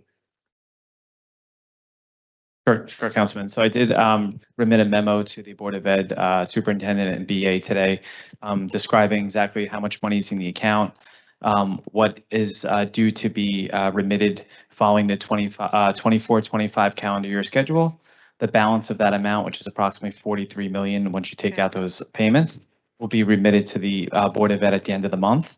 And then we have 4 quarters of payments that are due between now and the end of the next calendar year. Don't forget, unlike us, January to December, they are July to June. So they'll have 4 more opportunities for payments. So it's the 40 plus another 4 quarters. And just looking at no guarantees, but the last 3 quarters have averaged about 20 million.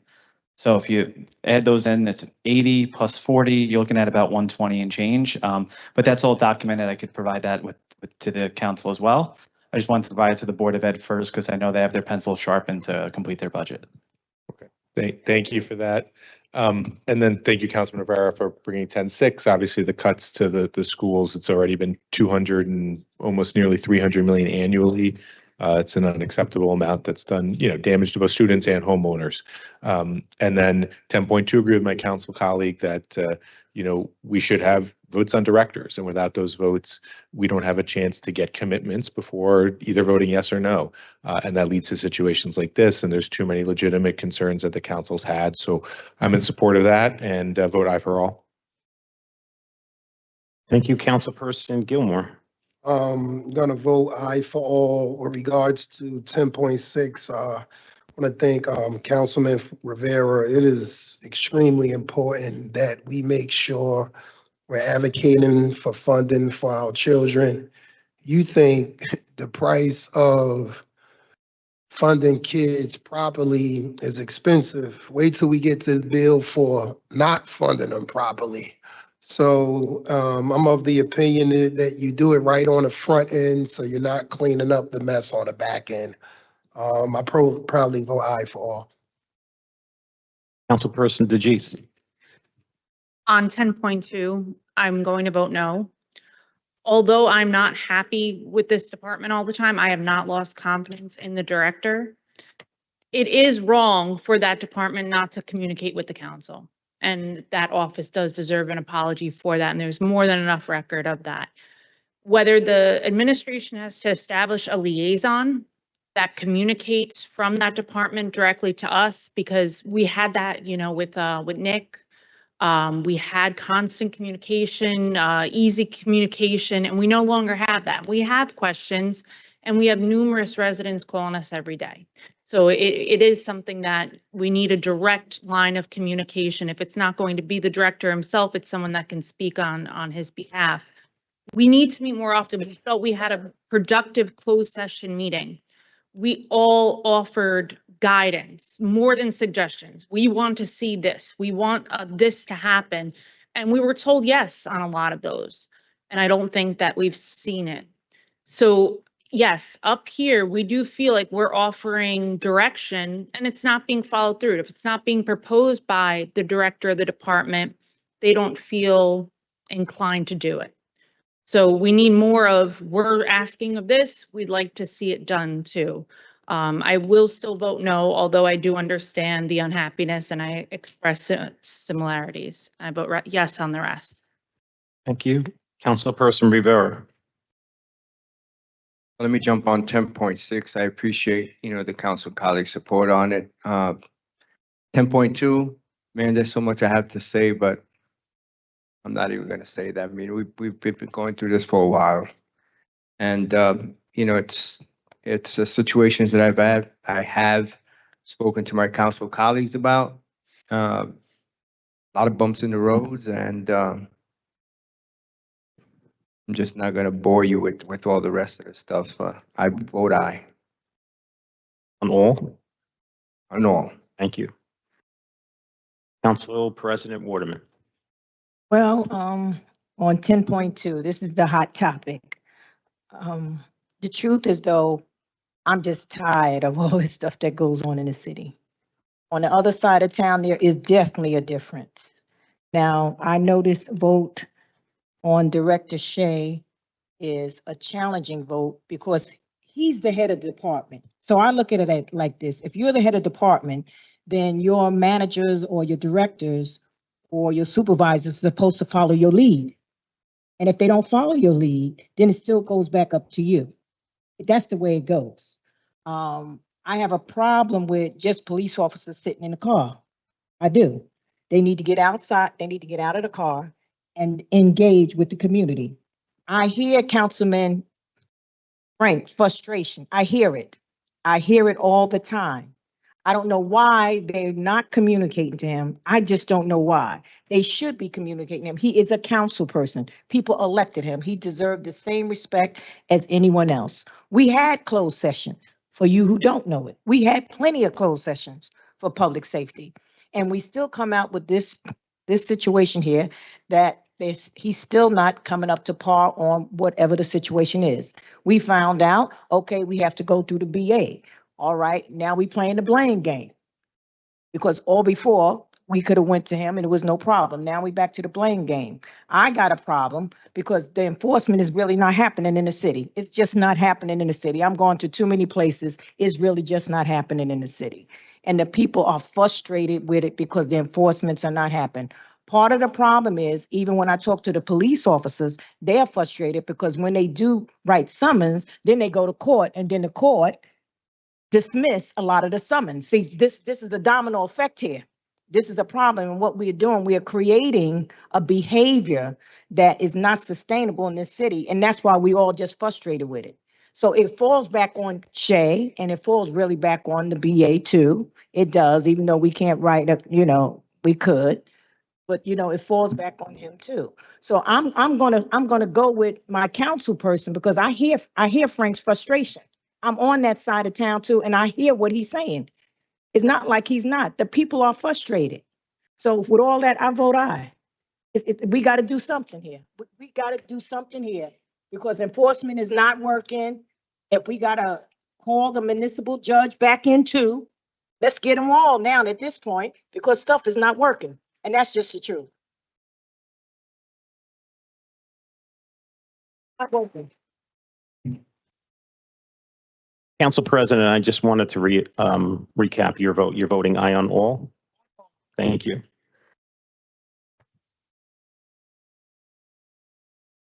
Item 10.1 is approved unanimously 9-0. Item 10.2 is approved 6-1-2 with Councilperson DeGise voting no and Council members Prince Airy and Saleh abstaining.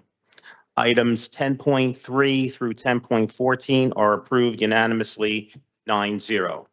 On to our next set of resolutions, items 10.15 through 10.23, what I believe, with the exception of 10.19, I think is being withdrawn. BA, if we can just confirm that. So, council members, we're going to be taking a vote on items 10.15 through 10.23, with the exception of 10.19, which has been withdrawn. Councilperson Ridley. Aye. Councilperson Prince Airy. Aye for all. Councilperson Bajano. Aye. Councilperson Saleh. Aye for all. Councilperson Solomon. Aye for all. Councilperson Gilmore. Councilperson DeGise. Councilperson Rivera. Aye. And Council President Waterman. Items 10.15 through 10.23, with the exception of 10.19, which has been withdrawn, are approved unanimously 9-0. On to items 10.24 through 10.33. Again, that's 10.24 through 10.33. Councilperson Ridley. Aye. Councilperson Prince Airy. For all. Councilperson Bajano. Aye. Councilperson Saleh. Aye for all. Councilperson Solomon. Aye for all. Councilperson Gilmore. Councilperson DeGise. Aye. Councilperson Rivera. Aye. And Council President Waterman. Items 10.24 through 10.33 are approved unanimously 9-0. And for the balance of our resolutions, items 10.34 through 10.42. Can I want to motion to pull this 1040.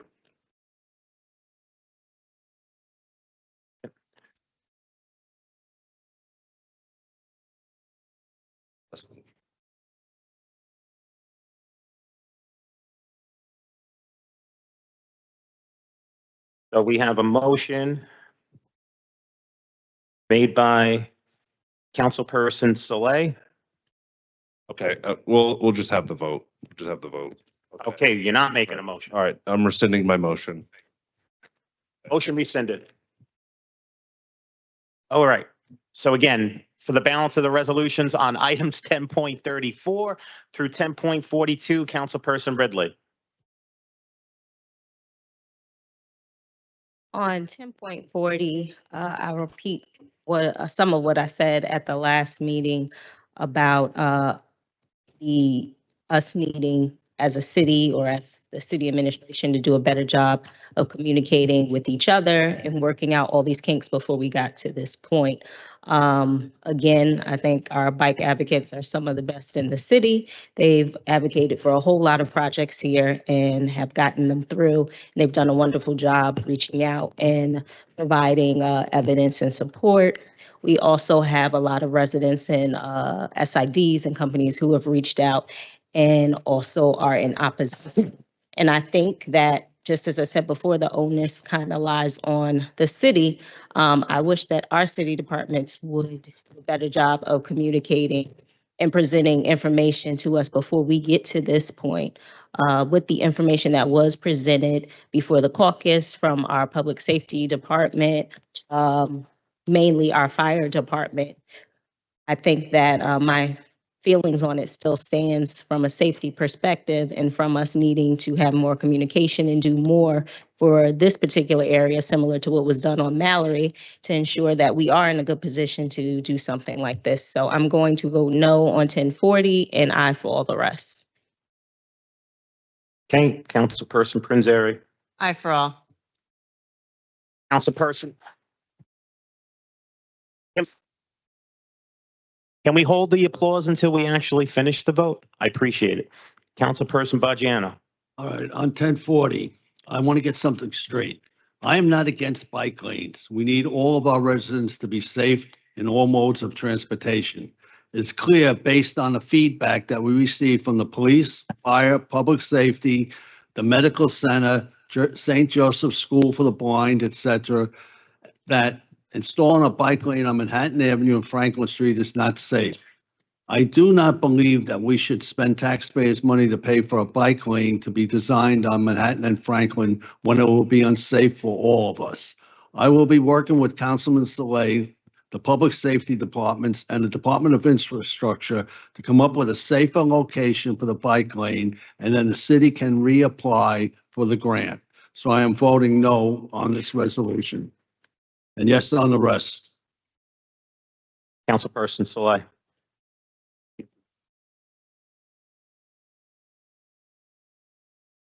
$10.40 is the compromise plan.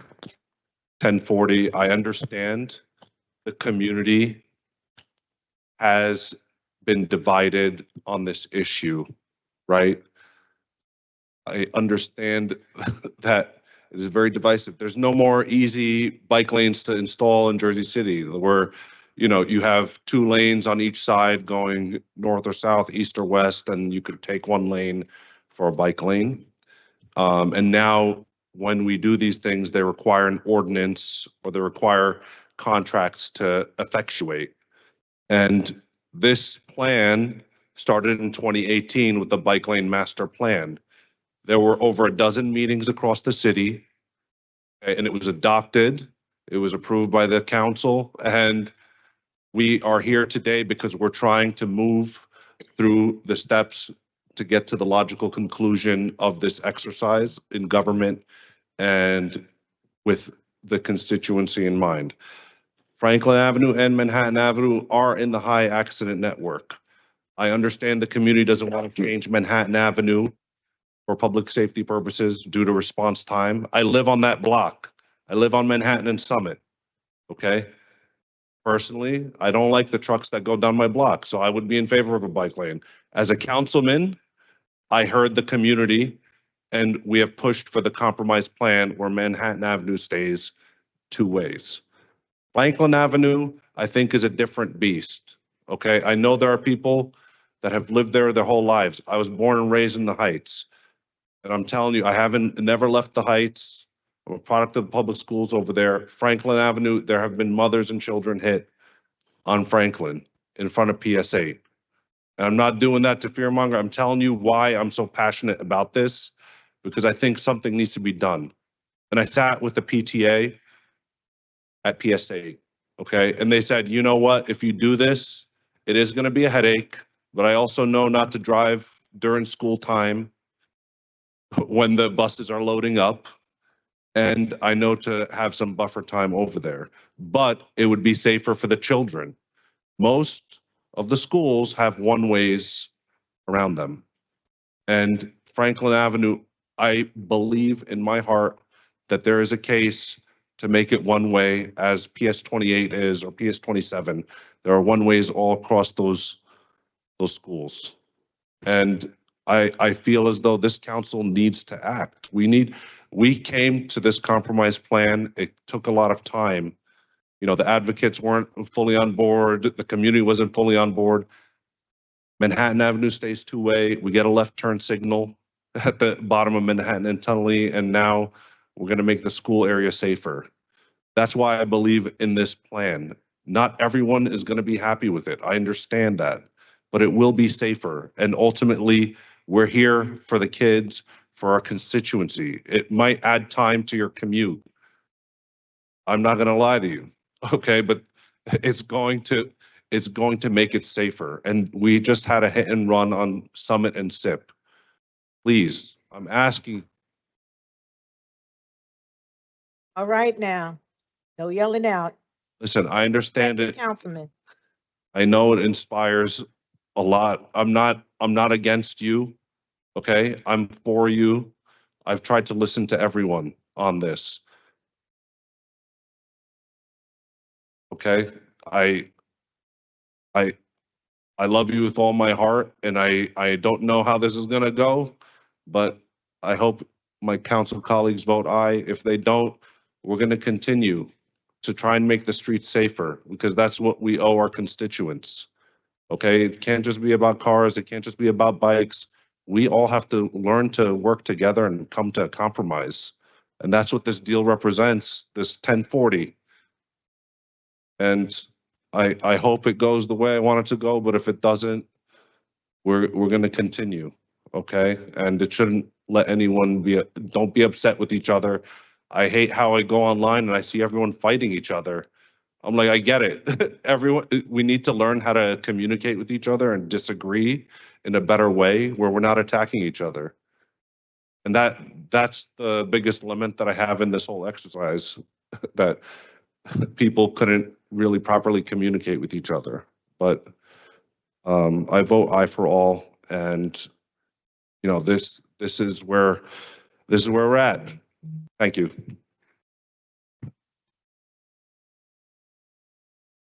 Councilperson Solomon. Sure, I'm going to vote aye for all, and just very briefly appreciate everybody who came to speak on 1040.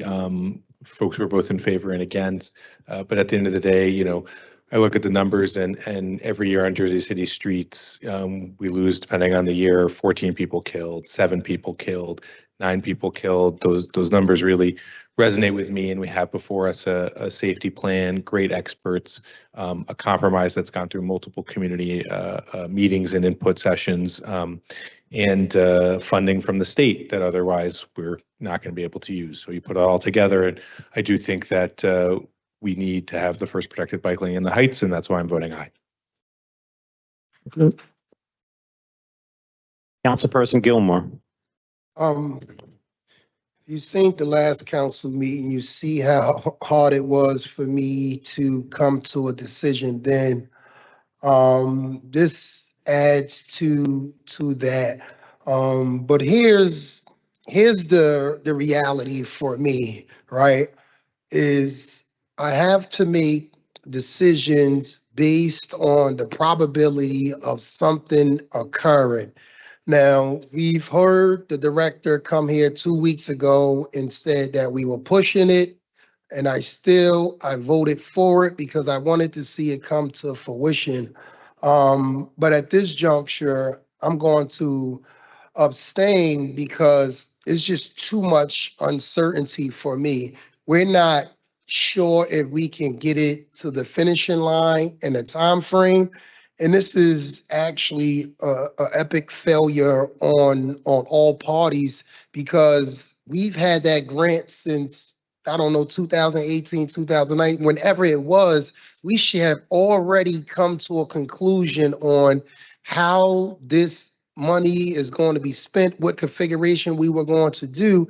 And now in the bottom of the ninth inning with 2 outs and 2 strikes, it's like, all right, let's do the compromise, right? We should have came to that conclusion. And I've asked the director several times, how confident? Give me an indicator. Give me an indicator. And she's like, Councilman, I just don't feel comfortable giving you an indicator because there's so many unpredictable variables. So I went out again and I talked to her again, and it just added more confusion. You have to get the architectural plans, then you have to send a bid out for the contractor to accept the bid, do the work, get it back, send it to the DOT. And like I said, it's just so much uncertainty. And I know I'm not going to take my money and spend it on something that I know it's not going to come to fruition. So I'm not going to take the taxpayers' money and spend it on something with this level of uncertainty. Please don't No, shout no, out. no yelling out. You got to show respect, whether you're for it or against it. Council members have a right to speak, just like you have a right to speak. Let's be respectful. I mean, that's my position right now. So I'll abstain. I'll vote aye on the rest. Aye on all the rest and abstaining on 1040, correct? Yes. Thank you. Councilperson DeGise. Aye. Councilperson Rivera. No on 40, aye on the rest. Council President Waterman.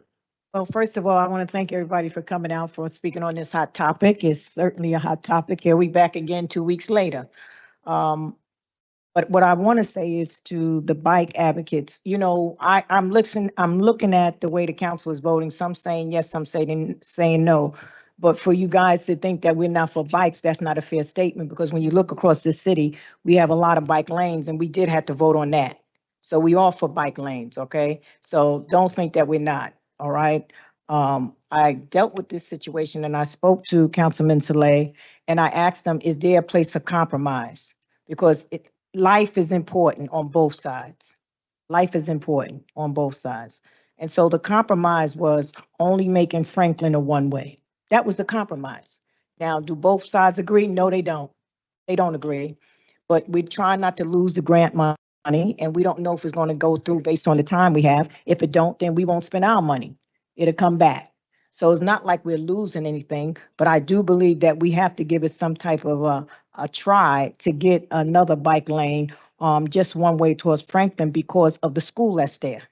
Just like when we had to deal with 16 school, they didn't want to share the park. I see the city growing and we just don't want to share. Everybody wants what they want in their neighborhood, but as it grow, we got to learn how to share. You know, we raise our children up, learn how to share, even though they don't want to. So in a situation like this, we have to learn how to share. So the compromising is just Franklin, a one way. With that, I vote aye.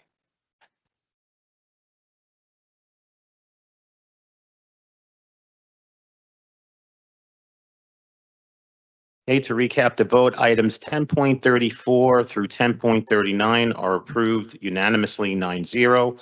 Item 10.40 is approved 5-3-1, with council members Ridley, Baggiano, and Rivera voting no, and Councilperson Gilmore abstaining. Items 10.41 through 10.42 are approved unanimously 9-0.